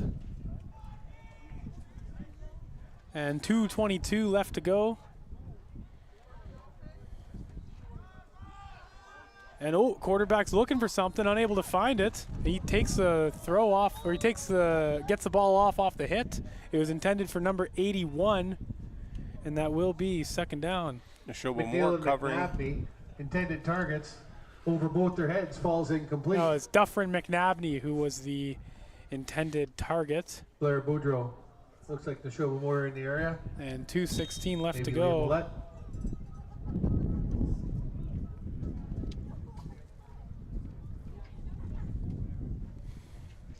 Second down. As this first half seems to drag on, we started out pretty good. That's an hour and 20-minute half. So, and we're still not done. So we still got 2 whole minutes left. Pitch to Martin. He tries to get around the end. He's run out of bounds. Number 29, Gauthier. And Martin pushed out by Dakin and Gauthier. Second down.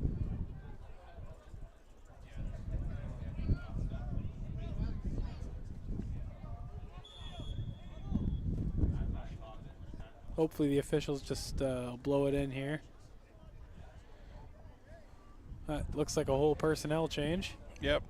Oh, it'll be third down. Changes, I thought so it was third second down, they're going to be punting away. And okay, 2:10 left to go in the half. And we're going to quickly see who the punter is. I believe it's number 7. it looks like Nathan Gazzetti back deep for the Sabercat team.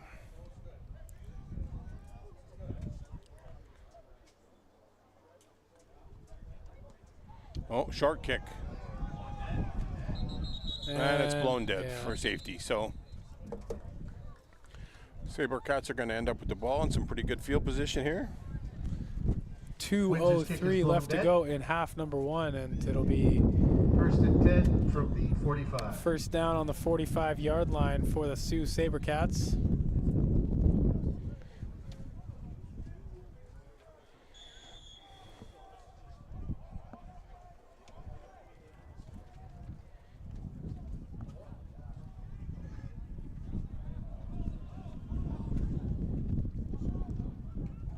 And Sabercats getting ready.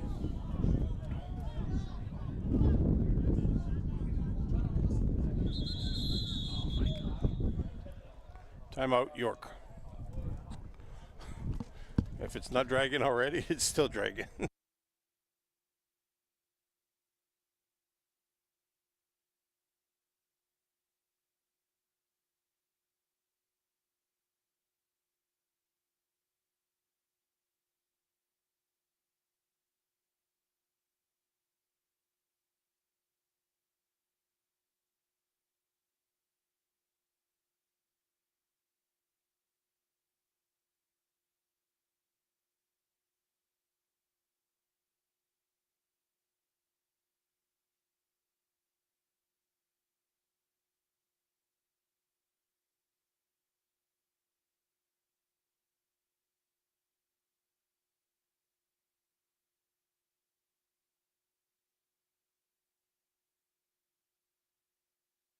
We're back, 2:03 left to go in the second half.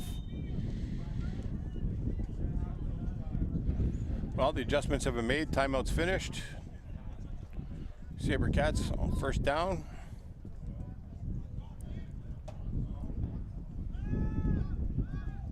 And ball quickly to Trudeau, tackled by Darcy Windsor. Pass to Jaden Trudeau. He's hit immediately Got about 4 yards on the play. by Darcy Windsor, number 7. Darcy Windsor already making a pretty big name for himself here in this game, making quite a few tackles. Yeah, he's been one of the few bright spots for this York Lions team. They're down multiple scores, and they've been struggling a little bit, especially offensively, but they're going to quickly try. And there's 2 straight completions for the Sabercats. There's number 88, Jack McPherson. Jack McPherson with about 10 yards and a first down. Hey, look at that. We had a series with The clock's going to, yeah. no flags. There So, you hey, go. we're gaining some momentum. A minute 40 to He go. starts this with the tackle. And that's what McPherson does. He's able to Maybe just not. quickly corral it in, and no problem at all. He's a very sure, very reliable receiver, especially in that 8 to 12 yard range. He's able to get those medium completions pretty easily. Definitely takes after his Uncle Mike, not his dad, because Pass to his Nick dad was Carter. never fleet of foot. So. Nate Carter. But his dad is one heck of a commentator. I do enjoy calling He's hit games with immediately Scotty. by Darcy Windsor. Shout out to Uncle Mike in London, watching his nephew probably play here on the Sault Sports Good for a 5-yard gain. game day broadcast. There's another Makes it great second and football 5. town, Western Mustangs, constant national championship contenders. And there you go, aired out to Trudeau. No doubt about it, Jaden Double Trudeau. coverage. And with pass Jaden interference Trudeau being pulls called. it in. He still On his caught head, it. he says. 35 yards Yeah, downfield. this kid's elite. The definition of an elite receiver, I think. Yeah, he got pass interfered with, and he You still have a came down with flag the on ball. play. So that was a huge play.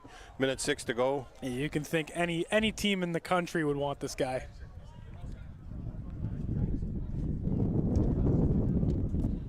Oh, gotta stand up. Yeah. They're gonna take the play, so they're gonna decline the penalty. Yeah, definitely the right call there.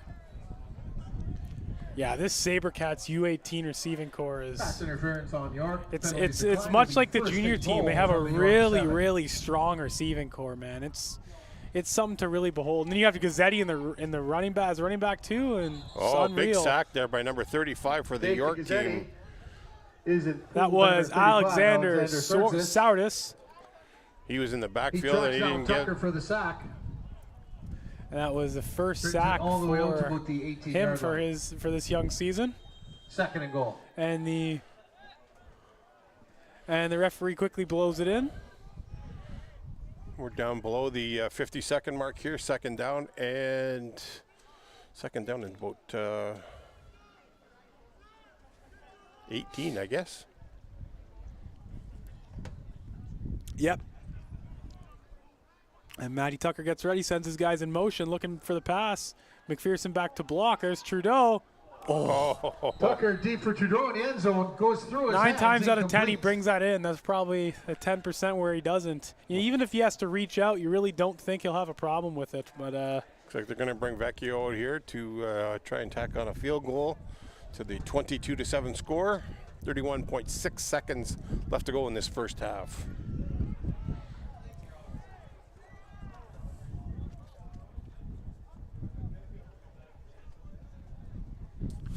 and there we go. Yep, 30, like you said, 31.6 left, and they're calling a timeout. 31 seconds left.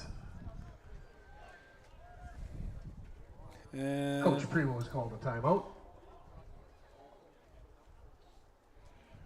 this half will likely eclipse the 90-minute mark pretty soon. We are at 5:27 p.m.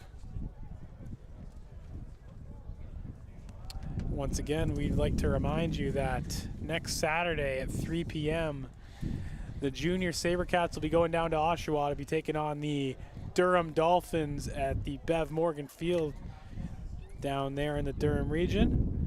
And the U18 Sabercats will have an off week next week. However, the following week they will be taking on the Vaughan Rebels here at Superior Heights. CVS should be a great one. That action in the Sioux area will be broadcasted on Saultsports TV.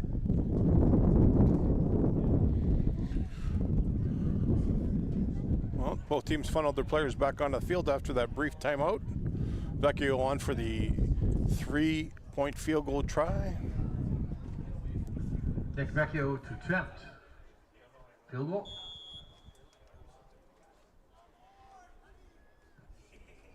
Vecchio with the kick.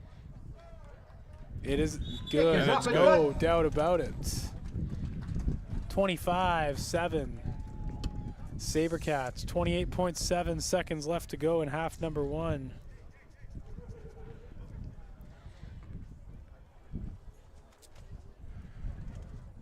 Following this last 28 seconds, we'll probably have a half hour, or not half hour, a 12-minute pause for the cause, and we'll be right back at you. Coming to you live from the John Fott Memorial Field. I sure hope it's not a half-hour halftime. Yeah. It'll feel like it. Hopefully they don't throw any flags during our intermission. I'm pretty sure there's some good sports on tonight too. I want to watch some playoff hockey for sure tonight. So definitely not trying to have a half-hour break. And of course on Monday, CFL preseason kicks off. I am missing football so much that I'm probably going to watch that entire game. Rough Riders Bombers.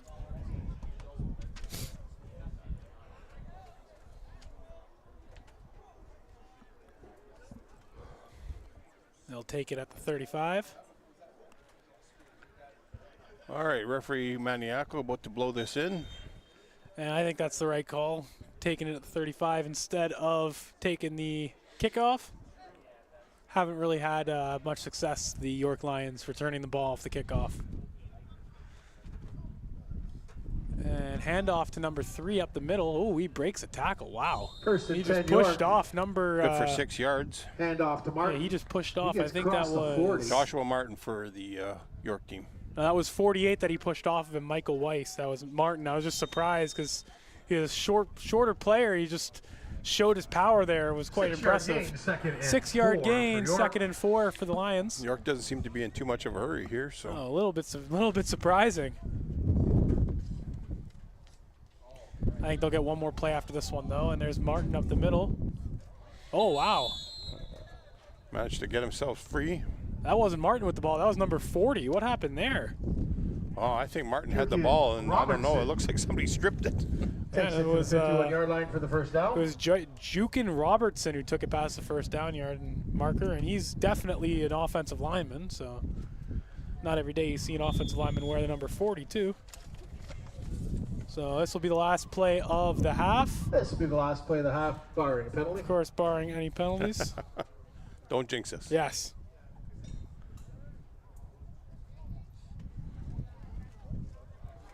And Go back to Josh Martin. He's not running the right way. He's getting chased by multiple defenders. He's going to be pushed out by number 5, Boudreau. Eventually run out of And bounds. 25-7 for the home team. After 24 minutes of play, we thank you very much for joining us, and we'll be back in 10 minutes.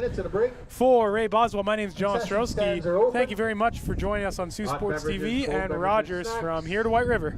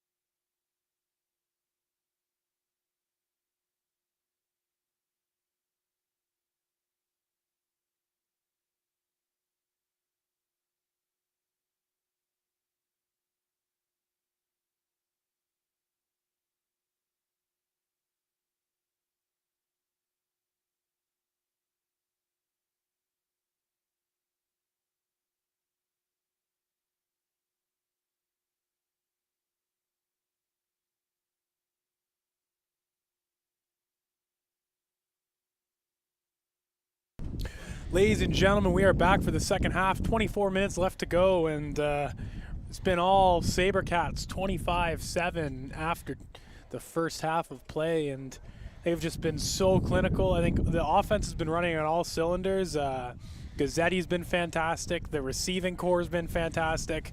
Tucker's been hitting his throws. The offensive line has not let anything pass them. They've just had one heck of a football game, and the York Lions come out, try to onside kick, but it might actually work. Wow! Oh, it's still fumbled. Oh my goodness! And number 2, Nashoba Moore, has to be really upset with himself there. He had it and he just lost it, but a great play by Nesbitt to not quit and get the ball back, and that's a big momentum swing. York Lions going to start off with the ball in great field position.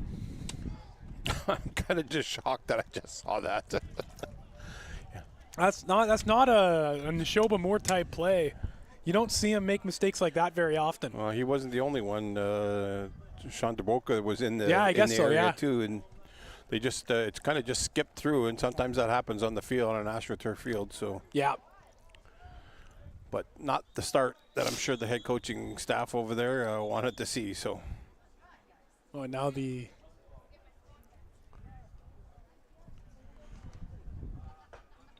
looks like the official blew it in and then didn't for a second. Oh, they got to hold. They got to pause here. Referee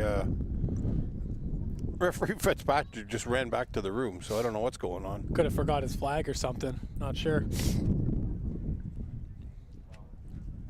Oh, and yeah, he forgot something. Well, the sticks again. They've had to tape the sticks together. That's the third one. Yeah, wow. That's time to order some new sticks for sure.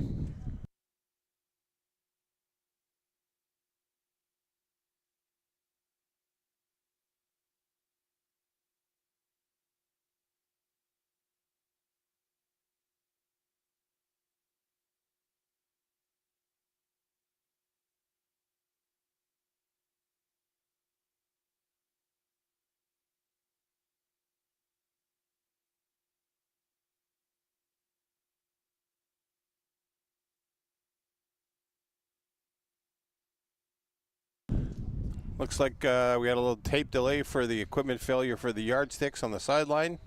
And we're just waiting for referee Maniaco to let us roll back in. And he's going to blow us in. We got 11 minutes, 58 seconds.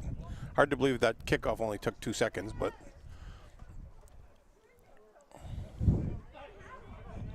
And here we go. And ball snapped, handed off to number 3, Josh Martin. Oh, he's still going. This guy's a hard runner, man.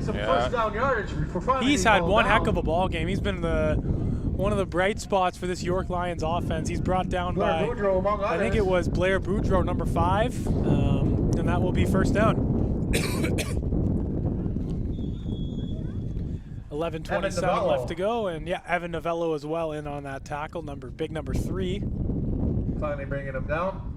They better get on a hurry here. The clock's already started. They're not going to get this play in. I'm not sure if they realize the clock started. The Sioux 38. Not a lot of urgency. I don't think the York Lions coaching staff likes to see that. But regardless, the offensive line is set. They quickly snap it. Quarterback drops back, looking for someone. Oh, he doesn't have anybody. It's intercepted! Number 14, that's Liam Millette, but there's a flag on the play. Oh, and he just took a huge hit. Looks like it was a little bit high, but I didn't see any other laundry come out. And a big hit by number 44 on the play. Don't have him on my roster, but yeah, it was a great hit. Oh, that was Kolar, rather. But it's all Liam Millette there with an interception. Flag on the play. So now Nashoba Moore and Millette with an interception apiece. Yeah, the Sabercat defense making a stand here. And that was just, not the best pass by the quarterback there, Monserrati. And imagine that. It's definitely laundry day here today because we got flags all over the field. We're not sure what the call is on this one. The preliminary indication was rough play, but it was post-pick as far as I could see. So. Yeah, it's Sabercats ball regardless.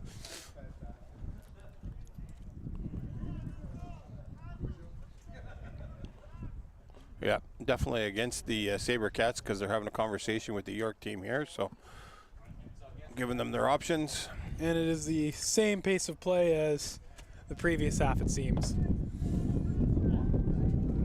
Oh, this is an offensive penalty, so I think you're right. It was some sort of roughing call, as it is a 15-yard penalty. But, I mean, if you're the Sabercats, you're not too upset. You still have the ball. You can eat some clock away, take your time, run Gazzetti a little bit, and just work your way up the field here. Wow, they called that rough play during the play, it looks like. Because the Sabercats. I thought that was post play. It was not, according to the referee. So York Lions have the ball on the Sabercats 16. Oh, wow. That's not kind of what I saw. That flag come out way after the pick. So line I'm a little bit confused, I got to be honest. Yeah, we completely missed that one. And now Josh Martin's just going to get a chance. He's going to look like he was close to the end zone there. All the way down to inside the Stopped just before. And this has got to be a cause for concern for the Sabercats here. They're giving up a couple big chunks of yards here. Well, they got to get their emotions under control. Penalties are just going to kill them, right? So yeah, that takes a lot of momentum away that you just gained when you lose all that, especially when you lose possession of the ball due to a dumb penalty. Now the York Lions, who have objectively been struggling today, now have a chance to get back into this ball game right here. And yeah, why would you give it to anyone but Josh Martin? Touchdown, Lions! Josh Martin with a 1-yard run, and there is the Reliance home comfort York Lions touchdown. And now it's 25 to 13 with a little under 10 minutes left to go in the third quarter. well, it looks like they're potentially going to be not taking the kick. They're going to go for the 2-point conversion, looks like. Wouldn't be surprised here if they hand it off again to the workhorse number 3. Yeah. He's been doing all the damage there, Josh Martin.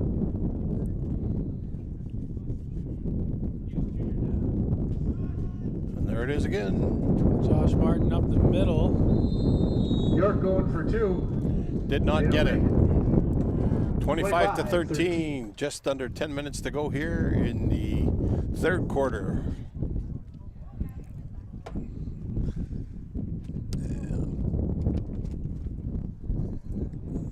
Will be a kickoff.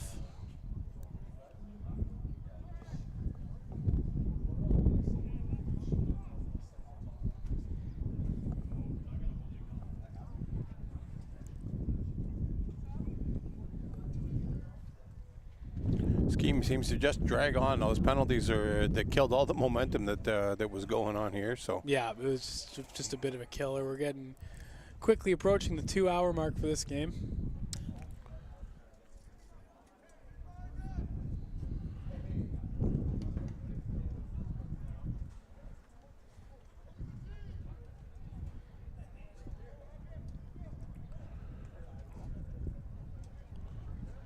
everybody seems to be just, even the players are just kind of walking this off and taking their time, and their coaches are coming on to coach guys, and they're on the field, and you don't really see this too often in this division. So yeah, no, you don't.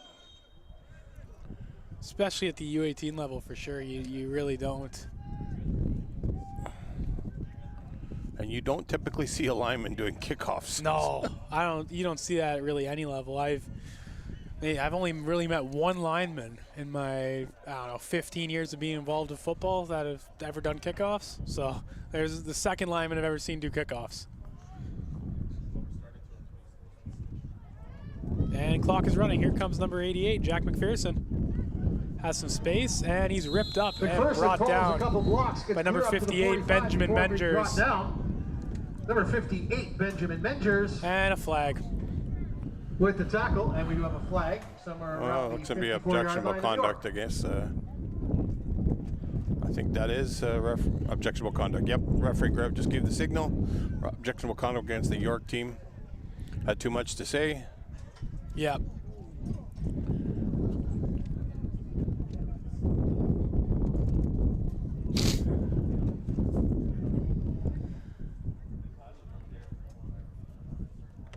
Looks like the Sabercats going to take over on the 45-yard line. 25-13, 9:48 to go. And, oh, no, sorry, that's where the penalty is going to be enforced from. So it'll be usually a 10-yard variety. That'll be a 10-yard Yeah, I'll be right at penalty, midfield. First and 10, right at midfield. Here come the Sabercats. First and 10, Sabercats. Let's see if the Sabercats can regain a little bit of momentum here.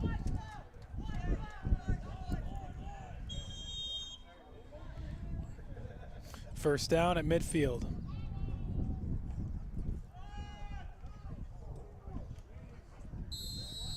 And there it is. He gets about 4 yards. Gazzetti with 4 yards on the carry, 2nd and 6.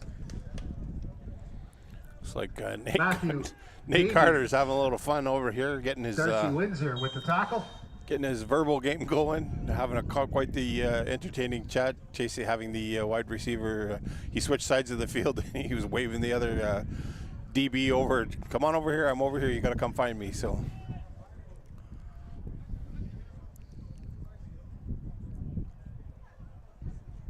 And handoff, oh, fake. Nice little pitch pass, and here's number 23. That's Gazzetti. Oh my goodness, look at his speed when he turns up midfield. He gets to the outside, or turns upfield rather. Looks like he was pushed out of bounds. He was pushed out by Daniel Nesbitt. First and 10 and more for Gazzetti. And he's making his case for Team Essentials players of the game. And if you're new to our Sault Sports football broadcast, Wendy's of Sault Ste. Marie and Team Essentials have teamed up to do something called Players of the Game. They've been doing it for a while now. One player on each team will receive a $10 Wendy's gift card and a shirt made specially by Team Essentials. Ray and I will pick those players after this game. And here we go. The quarterback drops back, and it's right to the target. That's Trudeau. And yeah, it's going to take Trudeau 4 or 5 guys to bring him down. Lions. Benjamin Menders in on there, and the whistles are still going. Trudeau, just the surest hand ever.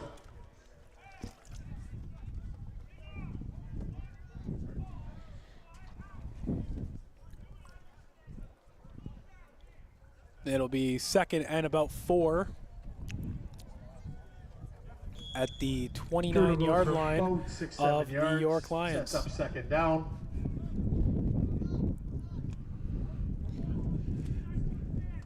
And center gets ready. That's number 55, Mateo Torsen. Ball snapped. Looks for his target. Number 10 finds him pretty easily. Oh, he's still going on his feet. Is number 10. Spun around.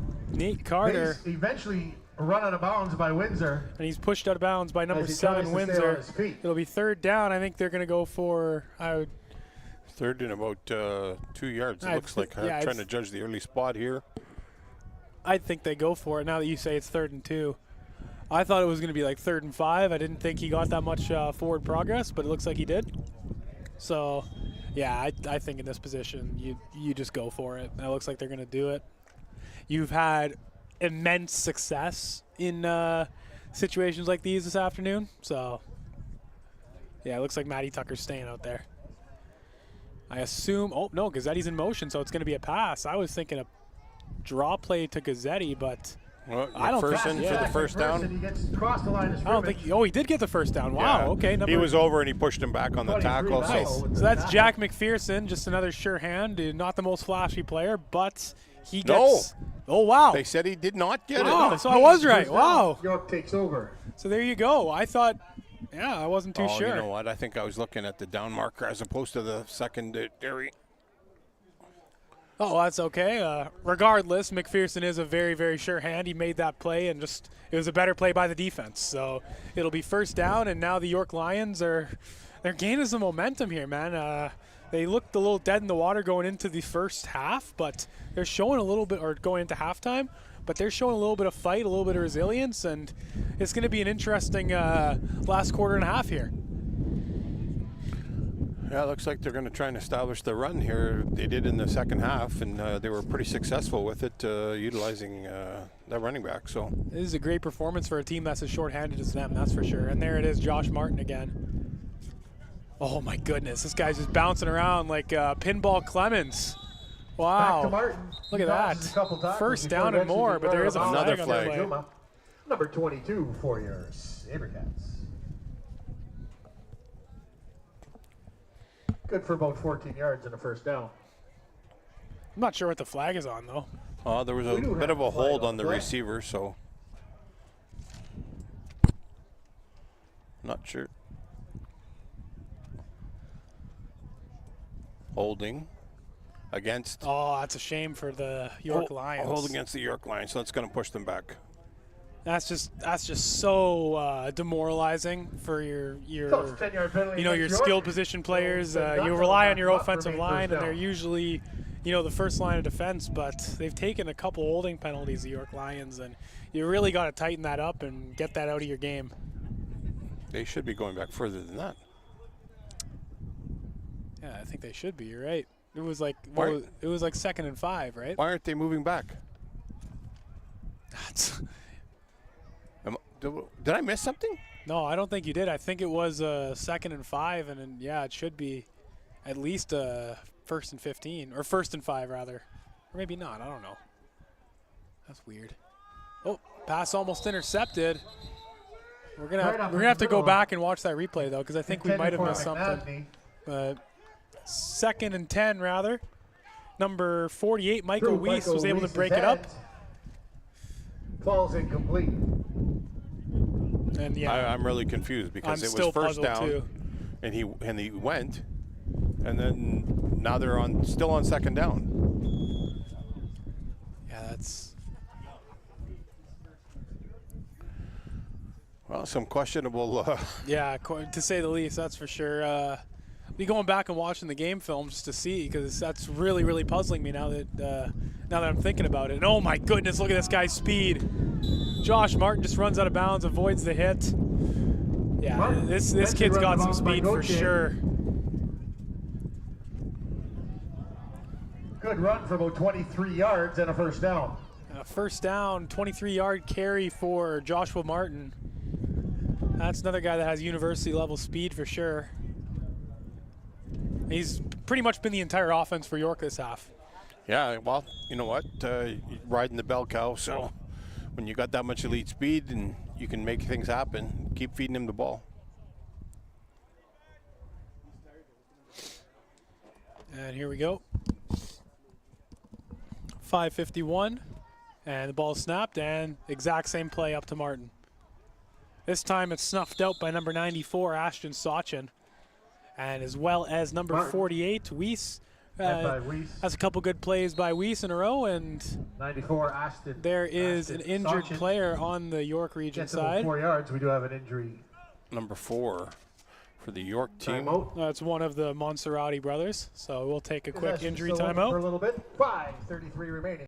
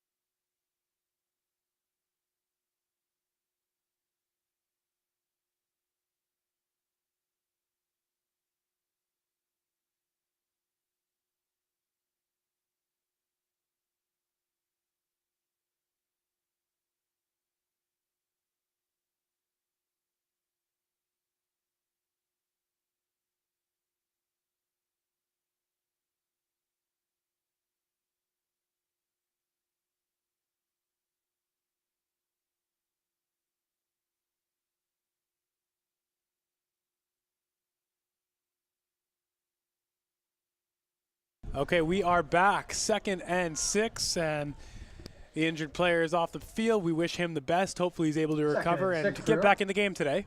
But regardless, quarterback drops back, and oh, that's right to number 2, Nashoba Moore. 2nd interception of the game for the young man. The White Pine standout is just everywhere today. Yeah, he read that one before it was Picked even off number snapped. 2 to show the more. That's some good coaching there, and Sabercats will take over. listening to what his coaches are telling him and making the read on the play and seeing what's in front of him. So of the York Lions. Yeah, and he's a mature cornerback. He waits for he picks his moments and he knows when to go.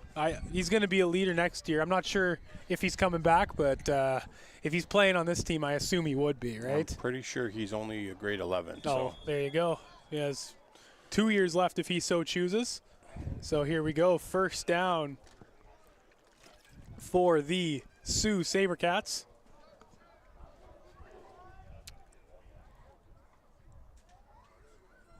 And quarterback drops back. There's number 10, Carter. Another flag, multiple flags.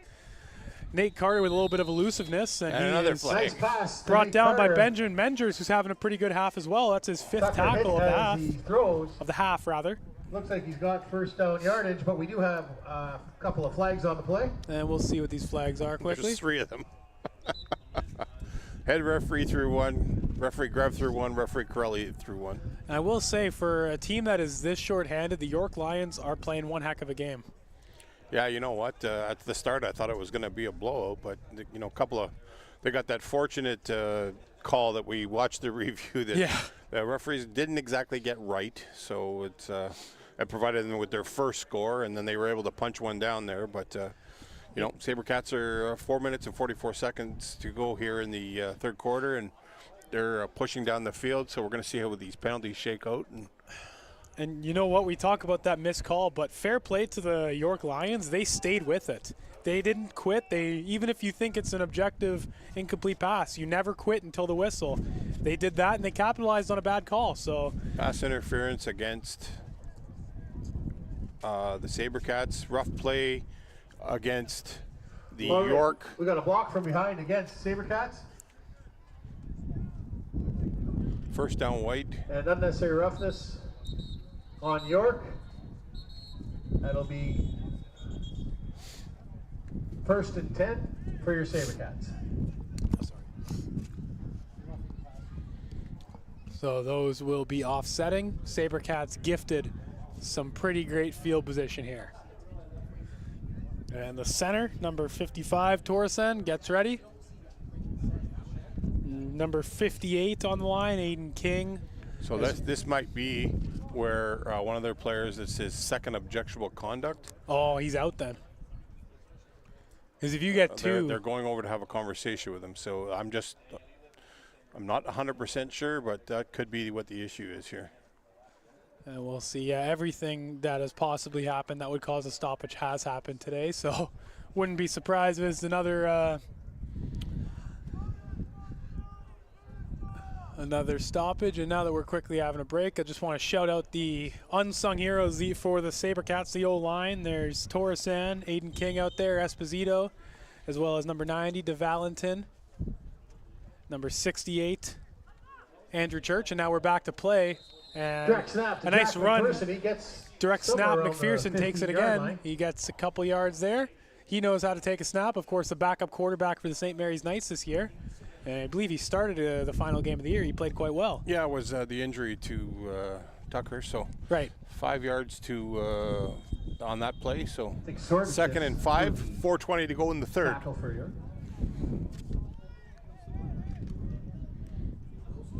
And no.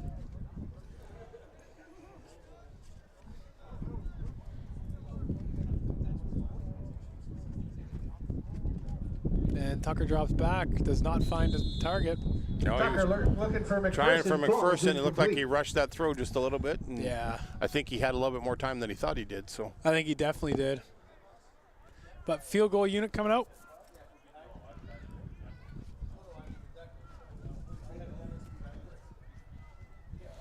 see if they can tack on another 3.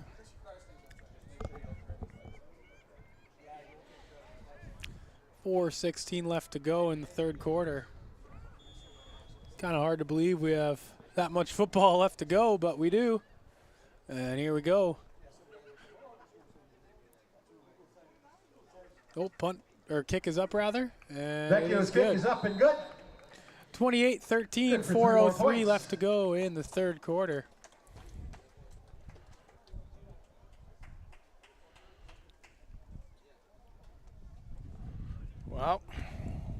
it's going to see what's this could be the turning point in the game here. I think York's got to make some kind of offensive stand without turning the ball over here, or they're going to be heading into the fourth quarter down significantly. So yeah, absolutely.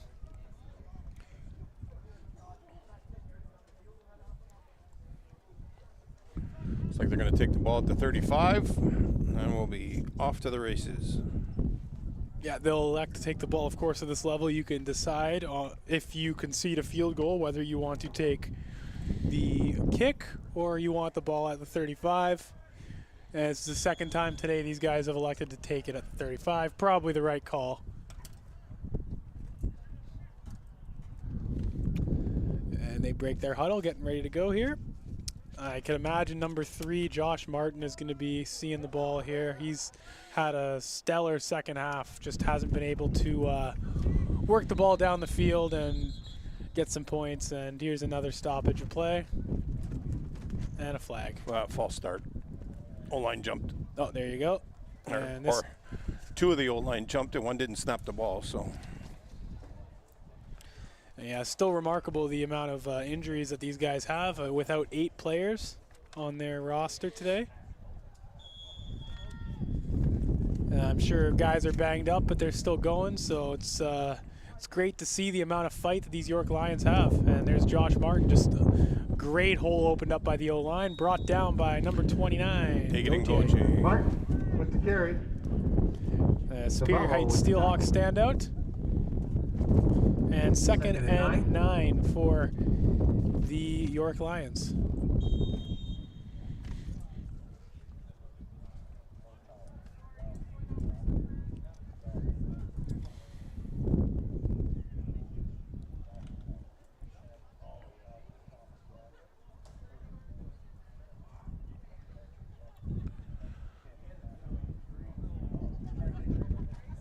And ball getting ready to be snapped. There it is. Handoff to, I think that's 54. Oh, Definitely a different number. a lot of line play there. It looked like number 64 is in on that tackle. That is Kent LeBlanc. Gonna give it to 64, Kent LeBlanc. And the ball carrier was number 44, Noah Kohler with a hard run. and it'll be That'll third take down. it to the Looks like they're third down territory. wheeling on their punt team.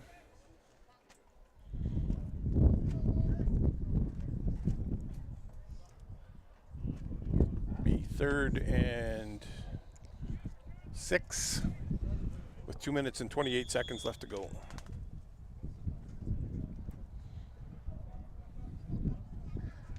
Gazzetti to return.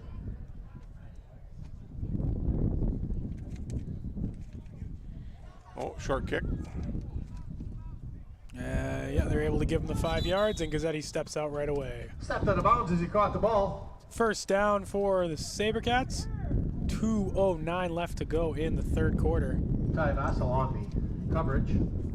1st and 10, Sabercats from their own 38-yard line. Sabercats up 15 points. 28-13.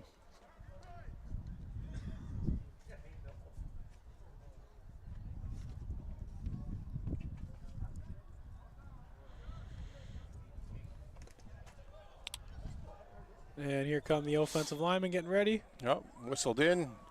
York taking a little bit too much time here to get set up. So Yeah, you don't ever want to do that as a defense.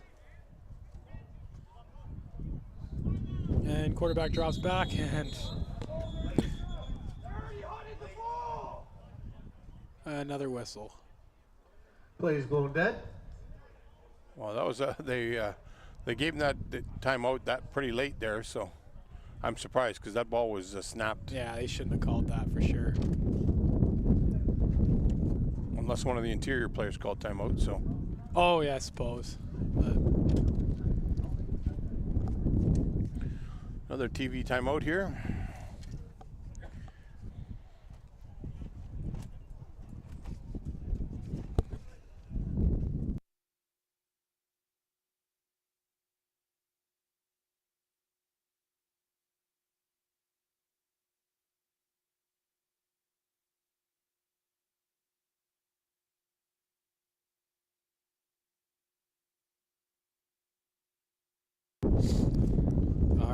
They did give him the timeout.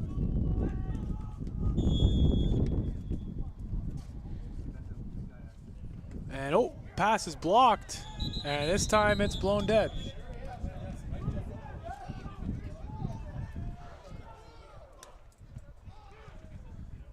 And second down. Down by Matthews Davies, and it falls incomplete.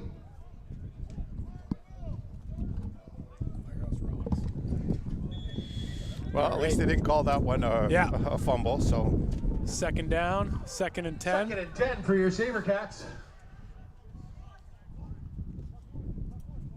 And ball snapped, drops back. Oh, that was number 6. Carter gets turned around. Marquez McMillan. Pass falls incomplete. I'm sure he probably hoped that. Marquez. Sure, he probably hoped that he was able to bring that ball in, but he'll take that. 3rd down and 10. And here we go. I assume the punt team's coming out. Sabercats send the punt team out. Oh, man. Looks like All Martin's right. back for the York Lions. Getting a little windy here in Sault Ste. Marie. We do apologize for getting a bit of feedback from the wind. Elijah Salazar Joseph also back for the Lions.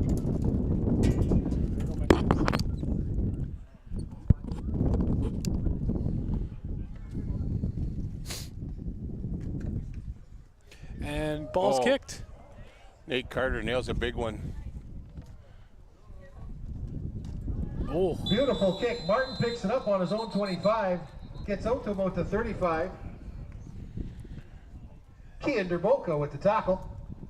Looks like they're going to be just inside the 35-yard line with 1:08 to go. 28-13, third quarter. Rounding down that last minute of the third quarter. The game seems to be just stuck in neutral. Both teams seem to be just going through the motions here. It's not nobody gaining any momentum whatsoever. So, you know, somebody's got to light a spark here and hopefully turn the tides on the game and either close it out or make it tighter. yeah, it's pretty interesting because it's the first week of the season. Usually guys are chomping at the bit to get going, but, you know, lots of stoppages, that just kills a football game. Yeah, it definitely killed all the momentum. And there it Plays is blown again. dead immediately. It's a little bit unfortunate because I think these teams match up quite well. You know, especially seeing the fight that the York Lions had. Sure, they had a favorable call maybe, but at the end of the day, they still had to capitalize on it, and they still had to fight to get those 13 points. So I definitely like the fight I saw, especially, you know, moving into the latter stages of this ball game.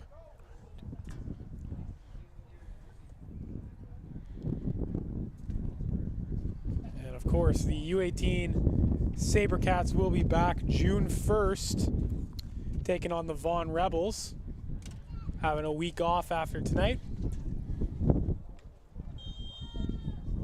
And here we go. 53 seconds left in period number 3.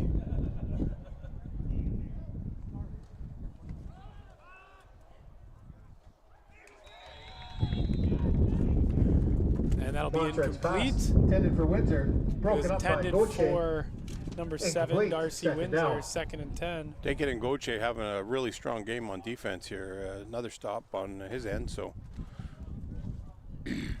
Yeah, Gauthier has been breaking up passes, making tackles, doing what he needs to do for sure. And that's what you need to do. It's week 1. Guys are still, you know, I can't really imagine many spots are fully solidified for the rest of the season. So that's how you show the coach, hey, I'm a starting caliber player. yeah, for sure. 35 seconds left. And football is one sport where you really got to have a strong second unit in case, you know, guys get hurt or underperform, and looks like the Sabercats going to have that. And the pass is incomplete. Montrez hit as he throws. No idea who it was intended for, but it was By broken Sachin. up by Kieran Juma. Almost intercepted by Kieran Juma. Third Falls down. incomplete. Be 3rd and 10. 3rd and 10. With 21 seconds to go here.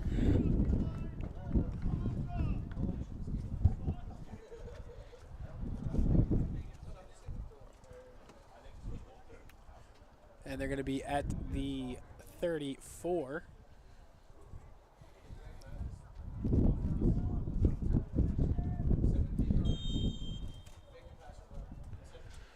Well, let's see what if Nathan Gazzetti can get a good run back here. And here we go. Nope. Bad kick.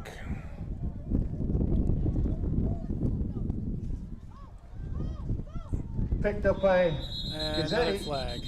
Another flag on the play. 2 flags on the play. Referee Chow had one over there. 45, we do have a flag on the play. And referee On Hazelton both over here, sides of so the field. we're going to find out. Probably an offside if I had to bet from referee Chow, and I'm might be in a hold here on this side. So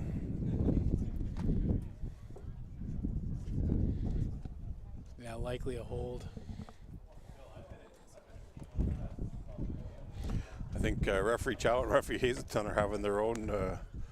See how many flags they Hold can off, toss each yeah. here. Got some wagers on the game. Wonder what the over/under was, because I think we're way over already on flags for today. I think we've definitely surpassed the junior game. We had a fair bit of flags, but I don't think it was this frequent.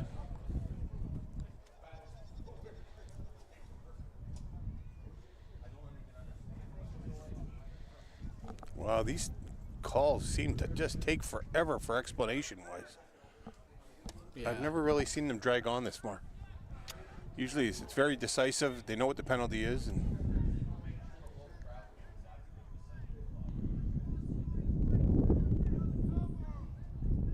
oh, they're going to re-kick now.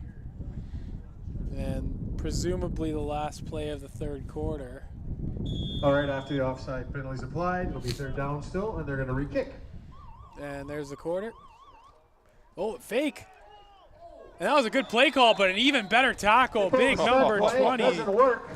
Landon Trecarton. Trecarton goes in virtually That'll untouched. be the third quarter. Tackles Windsor for a loss. It'll be Cat's ball. That's going to be taking down. that could have been about a 30-yard reversal of field position here. Wow, that's amazing. Now, you think the Sabercats are going to want to come out and be a little aggressive. Sure, you're up 15 points, but like you haven't really done much this half. You want to, you don't want to take your foot off the gas pedal at all. Yeah, it looks like the Sabercats are going to start the fourth quarter with the ball deep inside the York Lions territory here. So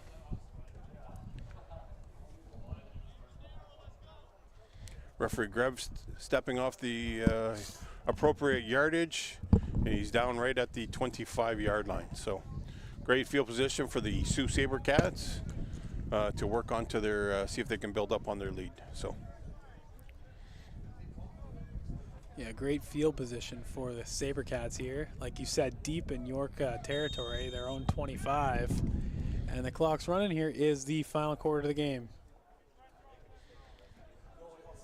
And offensive line gets set. Quarterback Tucker is back. And sends his guys in motion, and there's another flag. false start, another flag. Imagine Goes dead that. immediately. I didn't think it was a false start, but yes, I didn't see, so we'll I be guess referee first and Fitzpatrick 15. getting in on the flag parade. I think back in Sabercats practice this week, they're going to have a lot to clean up and get some stuff taken care of. They're going to be running some sprints too, I think, regardless of the result.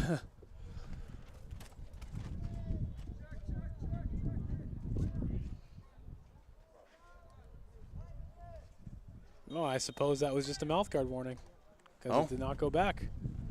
I didn't think it was false start at all. Oh, that's what I thought he called. So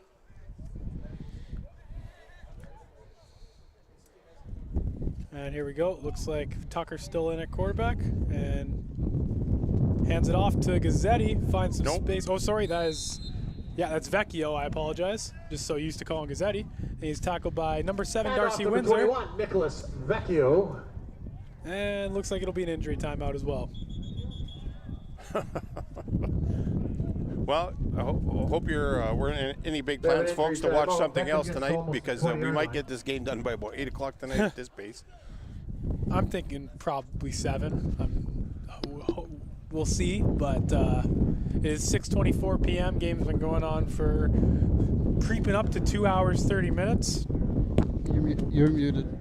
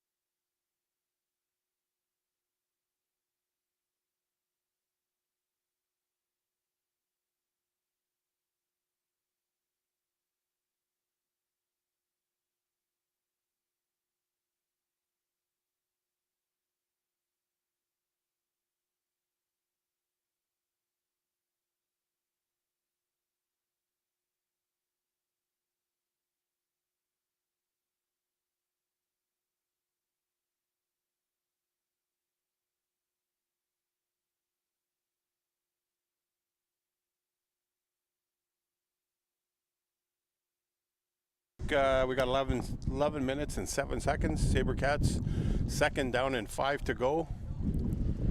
Getting ready to take the snap is Matty Tucker. On a quick hitter to Jaden Trudeau. Jaden got the first Pass down. to Jaden Trudeau. He breaks and one. And there's another flag. And another flag. I don't know why. Gets tackled after I guess. the Yeah, I first guess down, that but was you a bit have of flag on the a play after the play. bit of a shot after the whistle, but looks like they're. Yeah, they're coming from everywhere. Yeah, they are coming from everywhere for sure. Well, good thing tomorrow's Sunday for the referees. I got to go home and wash out those flags they've been throwing all over the ground. So Well, luckily it is AstroTurf, so they won't get too dirty. maybe we can go get some free samples of Tide for all the laundry that's been on the field today. So 10:30 to go, and it seems like it's still forever. So I think they shaved a couple seconds off the clock as well. I'm not too sure. It's just it's definitely strange. It's a 15-point game, but it feels like, doesn't feel like it's as close as the score says. Unnecessary roughness. I think a lot of those calls and a lot of the rough stuff has really killed the momentum of the game, and you can see the body language of the York Lions on the bench. They don't look very happy. I think they're ready to get back to Toronto and get back to work on Monday, because this is not. I think they're a much better team than what they've shown today. They've shown flashes of a very good football team. So they know they can be better. As Tucker drops back to pass, has Trudeau open. Touchdown! Jaden Trudeau, no doubt about it. He's always showing his skills. He is an unreal talent, man. that was a great toss, great protection. O-line held up well there, and they were able to make the completion. So it's going to push the score to 34-13. Yeah, and you got to be right in Trudeau's grill if you want any chance of stopping him. McMillan was just a step too far from him. That's all space Trudeau needs. Will be an extra point. Vecchio on for the extra. Yeah, that's Vecchio, as well as looks like Trudeau's the holder. Vecchio to attempt the point after. And he shanked it. He tried to chip shot it, and he got too much turf there, I think. So score is going to remain 34-13. Kick is no good. Yeah, that's strange. I don't think I've ever seen Vecchio miss that to that extent. But like you said, he tried the chip shot, didn't really work out. You win some, you lose some. Yep, they're up 21 points here, definitely in the driver's seat with 10 minutes to go in the fourth. See if York has any plans on something trickery to try and get back close here, but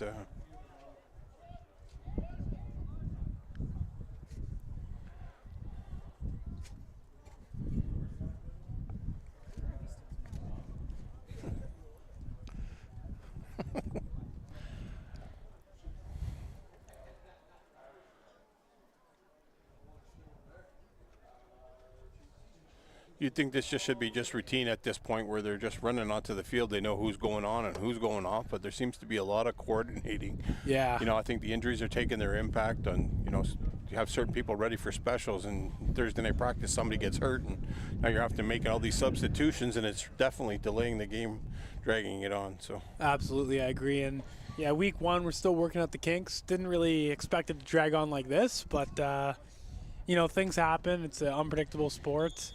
And both these teams, I don't think they're as pleased as they might be. At least on the Sioux side, I don't think they're going to be as pleased as they should be with this win, because there's a lot of things to work out, you can tell.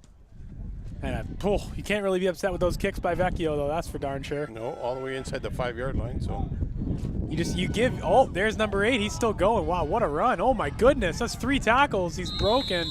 Beautiful kick. Brought down by Boudreau. Equally beautiful run all the way back to about the 37-yard line. Yeah, great return there by number 8 for the York team. And I don't see where. Oh, there he is. Ben Spearing, and then Blaine Boudreau wrapped him up.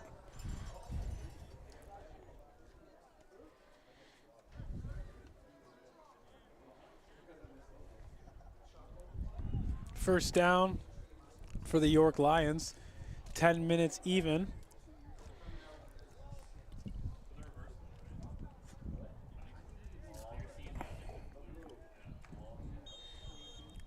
And clock is running. Here we go. First down, quarterback gets ready. Monserrati, and another whistle. And they had to call a timeout. They were short. And here he comes. Number 35, Alexander Sorzis. And another mental error. You got to be paying attention on the sidelines. When you get your number call, you got to be out there and get set, or it's not a great look, and you know it hurts your team really. Yeah, well, I can tell with all the substitutions and stuff that's going on. So I think they made their substitution, but unfortunately they had to burn their last time out, I'm pretty sure.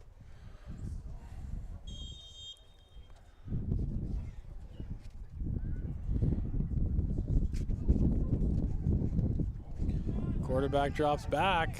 He airs it out. What a throw. And, number 2, Moore should have turned around. He would have had his 3rd interception if he did. 100% he would have brought that in. For McNeil. You know, he has the best hands on this defensive core, I'd say by a pretty wide margin. And he just wasn't looking the right way. If he would have turned around, that would have been no doubt. Yeah, I think he had gotten beat a little bit early on the play there, and he had closed the gap, and the ball was definitely underthrown by a significant margin. So yeah, and fair play for closing that gap there and trying to make up lost ground, but he's gonna watch that film and want that back for sure. Second and 10 for York. 37. They're going to be at their own 37-yard line on this one. And ball snapped. Second straight passing play. Aired out. And yeah, that's offensive holding every day of the week, I think. Looks downfield. Pass falls incomplete. Intended from Recupero. And Marquez McMillan's going to be there's no doubt his about case, it. But he was holding on to the Sabercat defender, number 20, Lander Jakartan. And Lander Jakartan's been around the game quite a few years now. And he had to definitely have position on him. And so it's going to push them back. But there's another flag in the backfield over there. So no shock. There's 2 flags on the play. I think we're over 30 now. Over 30 flags.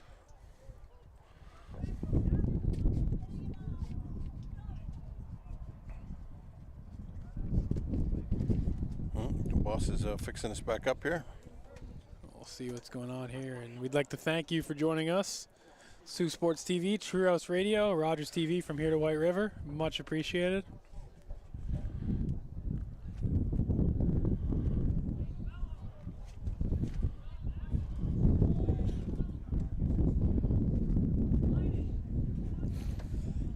And they're still trying to set up.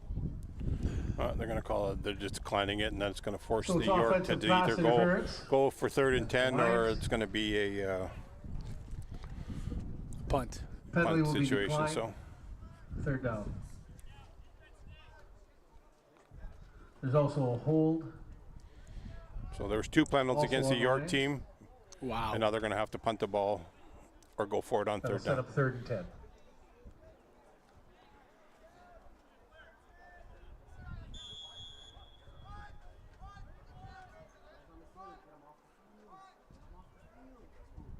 Too late. And punt. Booming punt. Beautiful. Going to go back to number 20, Tricarden. Nice little quick kick. And Tricarden's he runs it out of bounds. Ball goes out of bounds. First down for the Sault Sabercats. McNeil and Tillich. With the coverage, we do have a flag on the far side of the field. And a flag on the far side of the field. I think we might have to get out the 8-5-3-5 for the officials today and lube up those sore shoulders. So gotta ice them too, for sure. 20 minutes of ice and then 10 minutes of hot, I think it is. I don't know.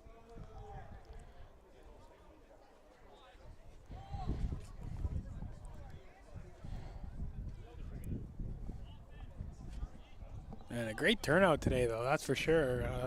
For a week 1 game, that's pretty great to see. About 300 of the Sioux faithful sticking around for this one. Still quite a few in the stands for sure. So that's going to back the Sabercats up.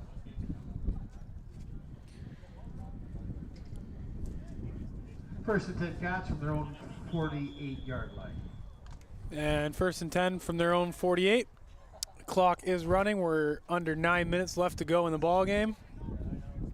And here we go. It's still a beautiful evening here in Sault Ste. Marie, Ontario.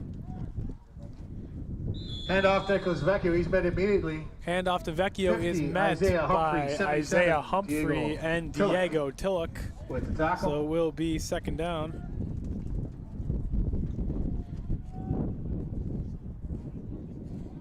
Yeah, I don't think he got anywhere on that one, so still first and 10. Second and 10. Or second and 10, sorry.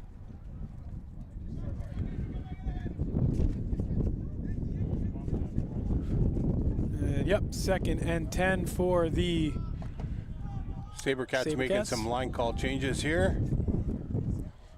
Protection scheme.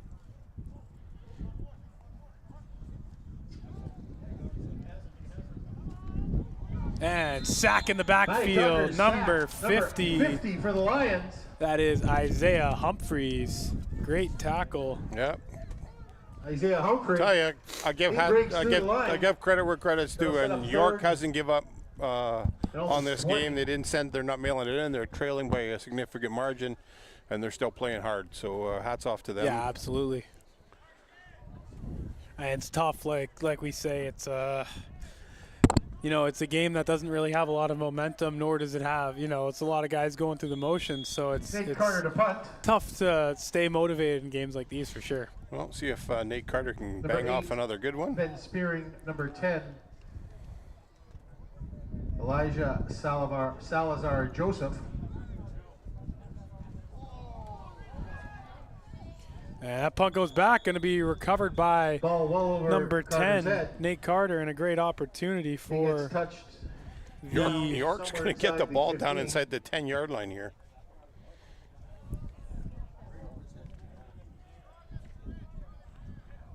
That one was Carter's a tall kid, and that sailed way over top of his head. Right at the 10-yard line, first and 10, York.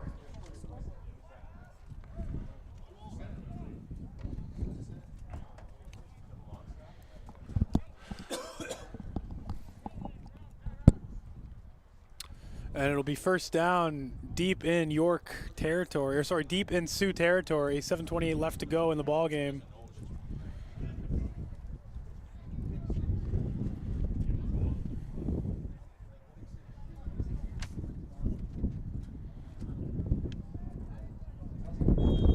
And play whistle. Clock whistled in.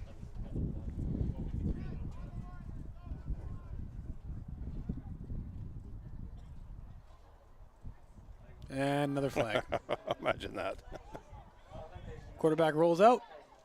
Intercepted! Nashoba Moore. Or sorry, It's not Nashoba Moore. That is Landon Tricardin. But a flag on the play. I assume it will be false start on the offensive line. But we will see. So not going to make any confirmations until we get word of that. A little bit of a conversation going on here between referee Corelli, referee Grev, and head official Maniaco. He's having a conversation with the Sabercat team. So yeah, they're saying offense is coming out. So there's Tricardin's first interception of the young season. Well, I got to give credit to the Sabercat defense there. They've picked up, that's 4 picks, I think, today, and it's making a significant difference in. Penalties declined. It'll be first down for your Sabercats.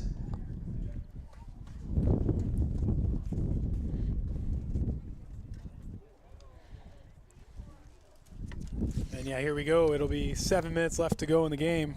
And just a reminder, we will pick our Team Essential and Wendy's Players of the Game. players will get a T-shirt, custom designed by Team Essentials with their awesome Player of the Game design, as well as a $10 gift card from Wendy's. We will decide that probably around the 3-minute warning, so we'll have those picks in a couple minutes. Well, we hope it's a couple minutes.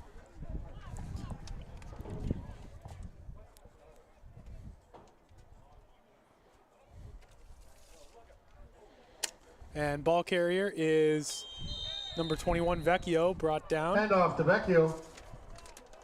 A second down for the Sabercats. No, Fuller with the tackle. Another player down. Yeah. I think that's the second time down for number 44 for the York team. A lot of cramping going on, not enough hydration going on during the trip up, I guess, I'd have to say. So, yeah, this is a lot of injuries today, a lot of stoppages, any possible way. They only did have a half hour to warm up, so I'm not sure if that mitigated into the factor what was going on, but yeah, I definitely got to focus on stretching before the game. Actually, I think that's the third time he went down now with us. Yeah, second time at least. I'm not sure about 3, but definitely 2.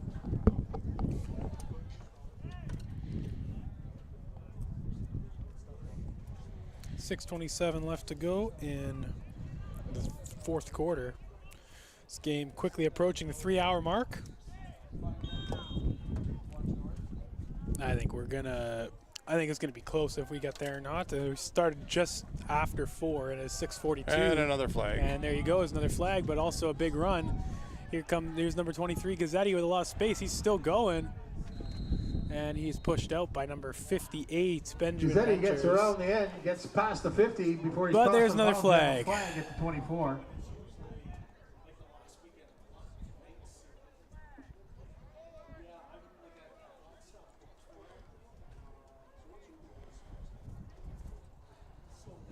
Was offside on them, so it's penalties declined. They're going to take the big run from Gazzetti. 6:09 to go, 34-13. Ball's going to be placed at the York 48, or sorry, York 58, York 54 yard line.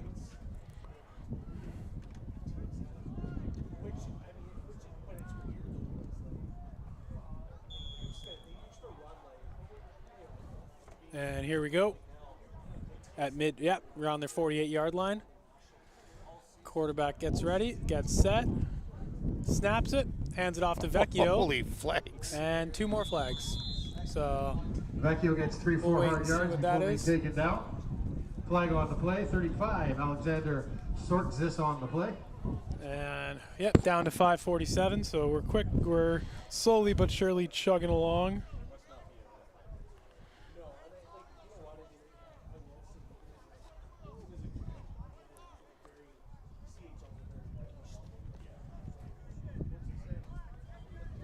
Penalty against York.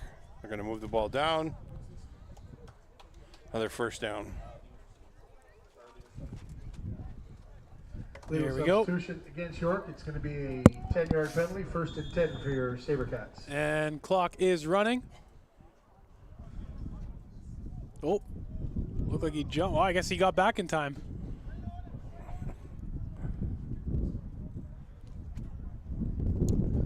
And ball drops back. And oh, a nice grab. Wow, no, I don't think that touched the ground. I think that was a grab. That's an unfortunate call. Pass intended for Jade Trudeau falls incomplete. The argument wasn't too hard over there by any of the coaches, so it's tough to argue when you're up 34-13. Yeah, fair enough. Second down. Jade Trudeau tried to sell it, and referee Chow had nothing. He said it definitely hit the ground. So I thought it was interesting how the York Lion defensive end rather jumped, took a step forward and came back. Usually in Canadian football they call that. not when you're in the neutral zone. They don't cross until you cross the scrimmage line. line. Oh, okay. So. Okay, fair enough.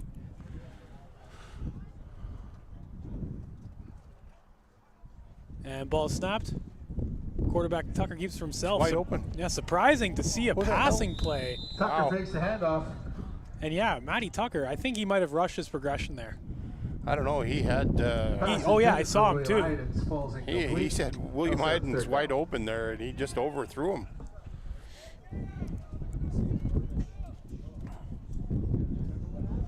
He doesn't look very happy with himself. Yeah, they're up, 19, 20, or 21 points rather, but Tucker's a competitor, and he doesn't like, bad throws like that. Yeah, it's hard to get any momentum in any, it's hard to get in the groove when you're on, off, flag, Yeah. on, off, so. It's plagued this game for sure. It's not the Sabercats. It's not the brand of football the Sabercats want to play. That's for sure. And there's another whistle.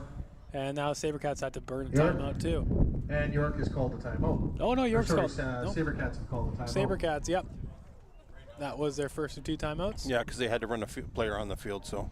That's, like I said, that's not something that you really want to see at the U18 level. You should have stuff like that ironed out by now. But like you said, also when it's stop and go, how it's been, that's not a hard thing to do, is make those mistakes. And another booming kick by Vecchio could possibly go back for a rouge. Oh, that was Carter. Carter. Out of the end zone, good for a single. Beautiful kick. 35-13, 4 minutes left to go in the game. Bounces out of bounds. That'll be a good old-fashioned rouge. Good old-fashioned ruse, apparently. Not everyone agrees with that single point, but it is in our game. And first down.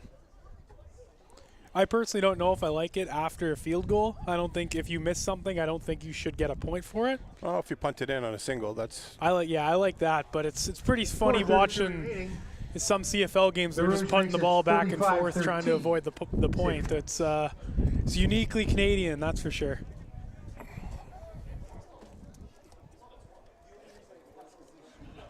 And might as well announce our players of the game. We have them right now. For the York Region U18 Lions, we're going with number 3, Joshua Martin. And for your Sault Sabercats, with 2 touchdowns on the day, number 1, Jaden Trudeau. Josh Martin, Jaden Trudeau, your Team Essentials players of the game. And there's Martin again, brought down by number 94, Sachin. Martin with a nice little run. They're giving each other props, a couple pats on the shoulder pads there. Second down for the York Region Lions.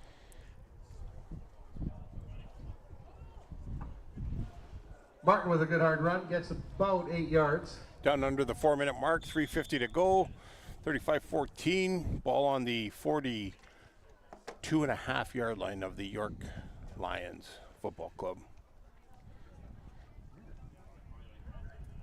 And here we go. And look at that hole that he found. Josh right back Martin. to Martin. Wow. He was right up the middle to brought the down by 55-yard line. Looks like it was 22 Juma, 29 Gauthier with 29 first down for York. Gauthier with the tackle, as well as 22 Kieran Juma. And this will likely be the last play before the 3-minute warning.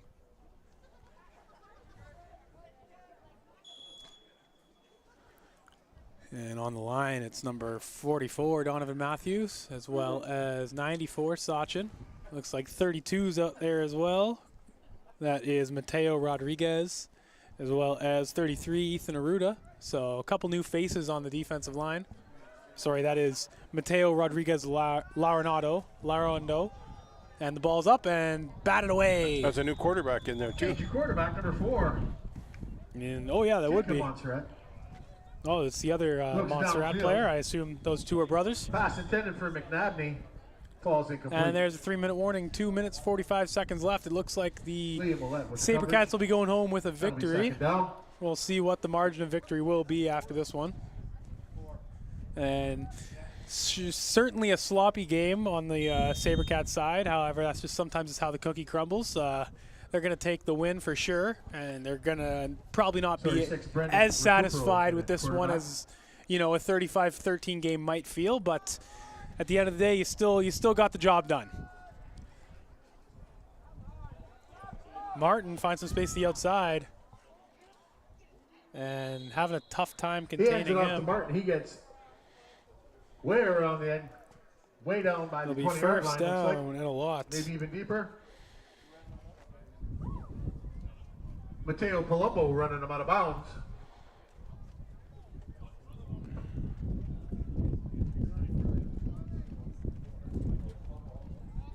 Looks like the ball is going to be spotted at the 27-yard line of the Sault Sabercats. First and 10, York. Looks like from the 28-yard line. And first and 10. Looks like that's actually, is that not number 6 in that quarterback? Yes, oh, it it's is. intercepted. And wow, there it goes. Could possibly go for a pick 6. He's still going, beats it, and there's a flag. That's so unfortunate. He's going to go in for the touchdown. Liam Ouellette. Intercepted, Liam Ouellette. Second interception of the day, but there is a flag on the play. A hold. 85 plus yards for the touchdown.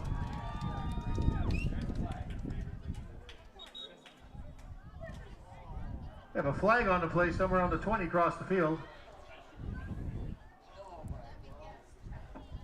And referee Corelli throwing another flag, dragging this game on a little bit longer. But they got to call it. A flag's a flag. Yeah, so. absolutely. And unfortunate for Ouellette. Thought he had a pick 6. There was a hold somewhere.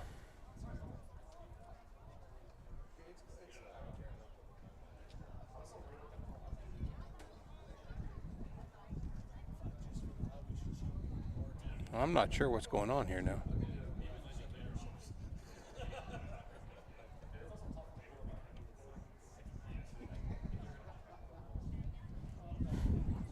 Okay, I'm confused. So we picked him off.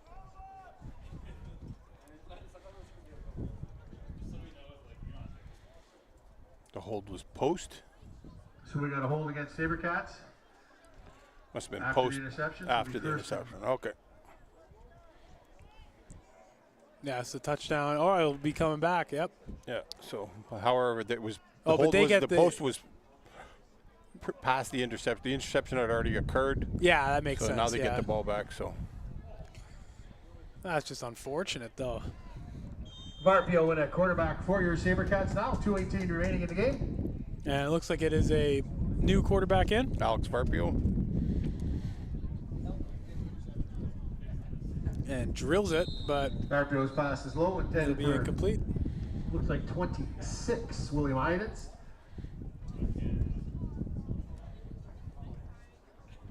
And forgot to run the clock there, but we will take off 9 seconds, so 2:06 left to go in the game. You know what? There's sometimes the guy doing the clock misses it, and as long as he goes back and corrects it, no harm, no foul. 2:05 left to go, and there we go.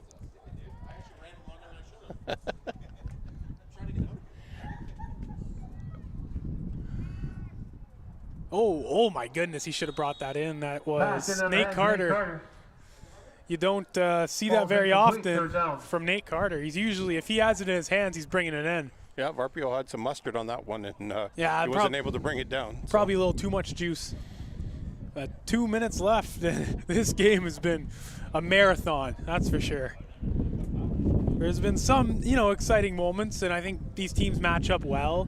I think when you have a team coming up, shorthanded 8 guys, they're not going to fare as well as they usually would. So you can't fault these guys too much. They came out there and they busted their butts. They gave it their all, and it's going to be not the best ride home tomorrow for these guys, but If not, they're not. They could potentially even tonight. or depending on when tonight, I they came suppose. up, Yeah. So. Oh, and he's going to run out of bounds. And He's eating up some clock. there you go. And yeah, I suppose they could be getting back into the Toronto Carter goes area into around the 1 or end 2 in the zone morning. and takes safety.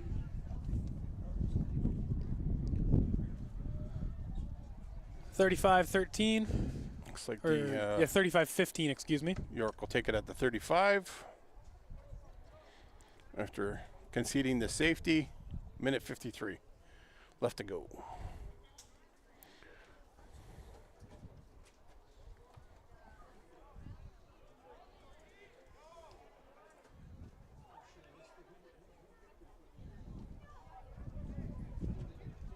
And there we go. Going to be at the 35-yard line. Oh, no, they're going to be going the other way. 35 down here.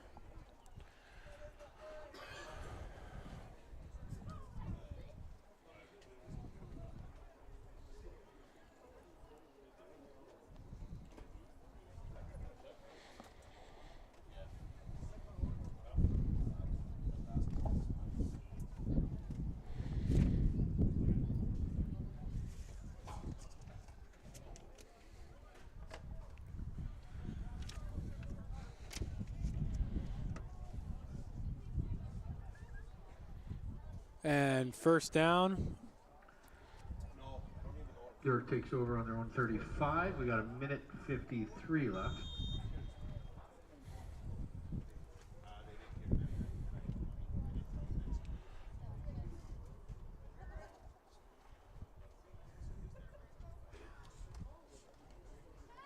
Ball snap, going up the middle. Oh, look at the speed this guy has. Josh Martin looking for his first touchdown of the season. And touchdown! All the way down Lions. Josh Martin. 75-yard touchdown. 75-yard touchdown run. It'd be interesting to see how many yards he actually has on the game today, because he broke a few good long ones, and that was 75 alone. So yeah, that's probably pretty close to 200, I'd say, and he's had one heck of a game. You know, it seems like when they get those blocks and he finds a hole, they're a scary ball team, or a scary ball club, and it's unfortunate they couldn't have put it together and been a bit more competitive today, but that's just the way the cookie crumbles. It's still week one. Like I said, they got 8 guys out. Pretty hard to win a ball game when you have almost an entire an entire set of players out.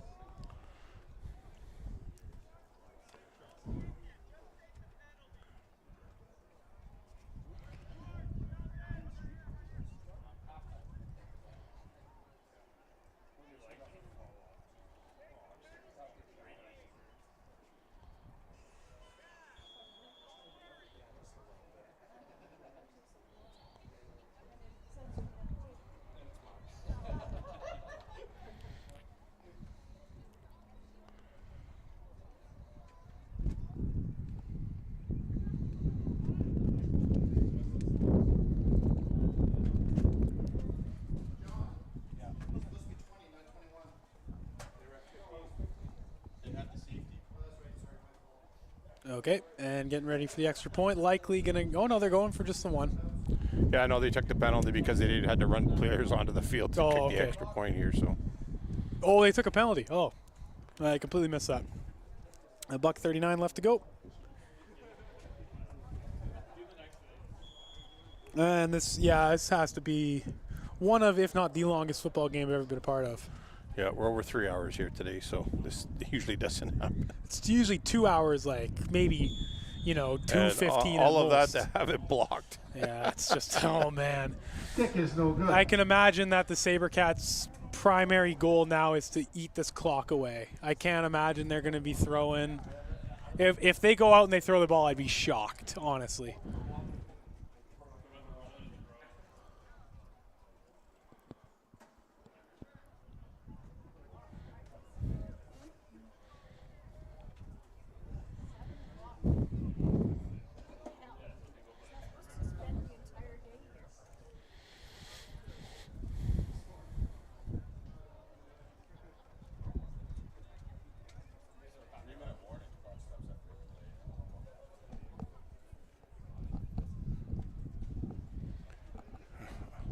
Not sure what they're meeting the special teams about here, but let's just get this kick on.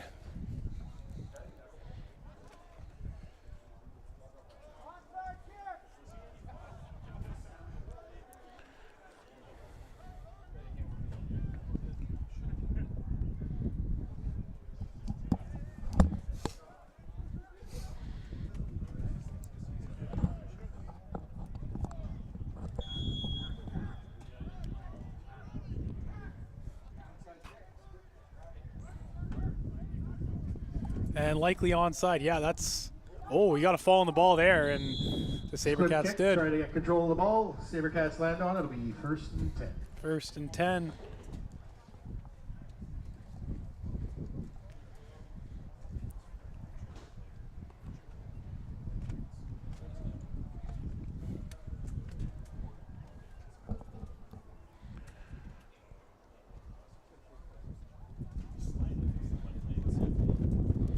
Well, a bit of a delay here while we get everybody rolling onto the field after the kickoff and kick return teams on specials here. So I would assume that the Sabercats could potentially just run this and see if they can finish out this clock.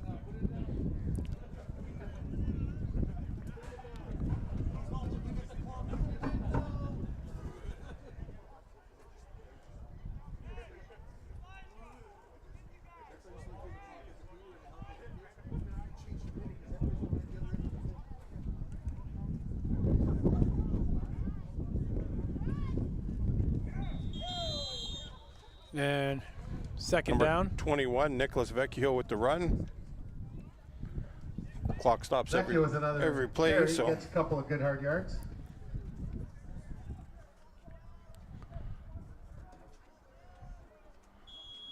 And clock starts running. that's the fastest he's whistled it in yet. Yeah.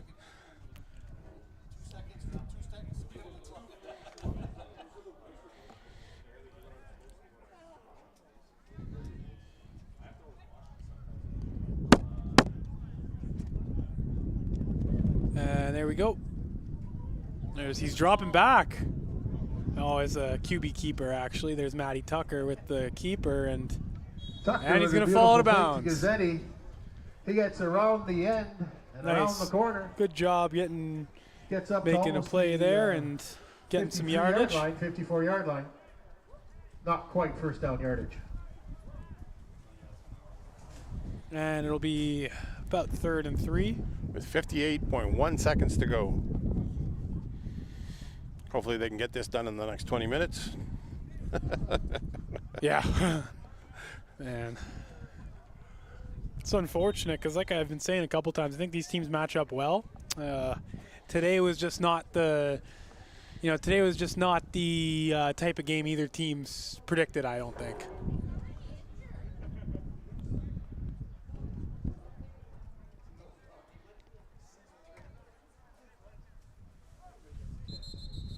And more flags.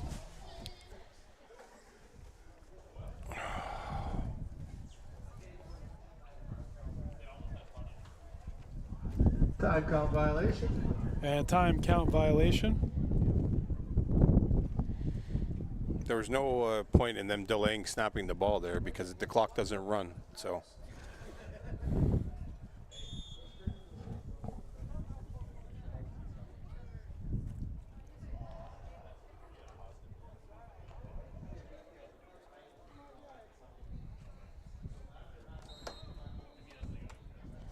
Hauled in, taken to the 40 before being tackled by number 4, Kian Derboka. Well, we got it down to 51.6 seconds.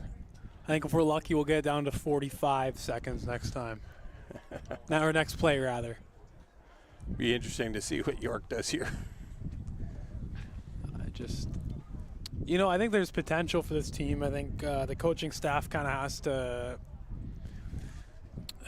I don't know what they have to do, really. You got 8 guys out. It's tough to say, man. Like, it's really tough to sit here and say what they can do differently when they're dealing with an injury bug like that, or guys just out for one reason or another.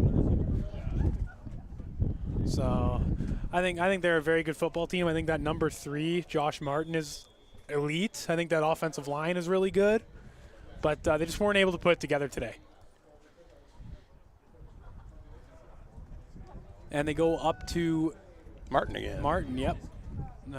He gets like Martin 7 to 9 yards per carry. So no, we're down to Looks like 45. And a couple others in there.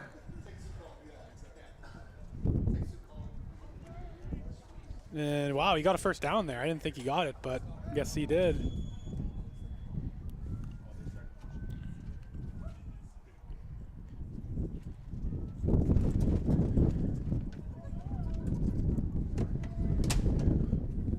And 32 seconds left. Looks like they're just going to run out the clock here. And they blew it. A guy took a knee. Oh, okay.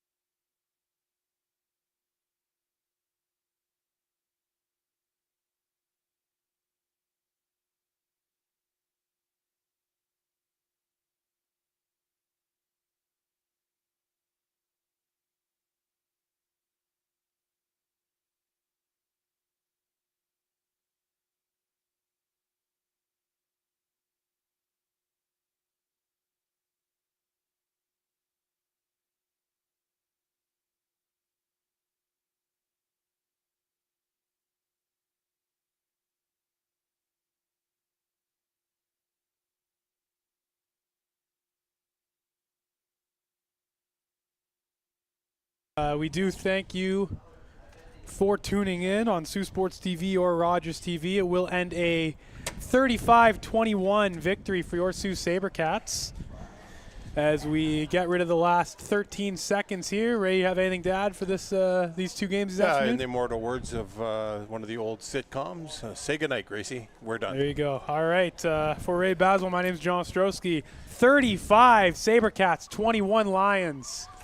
Thank you all for joining us in this one, and we will see you in 2 weeks as these guys take on Vaughan June 1st, 7 p.m. We will see you then. For Ray Basil, my name is John Ostrowski. Take care, everybody.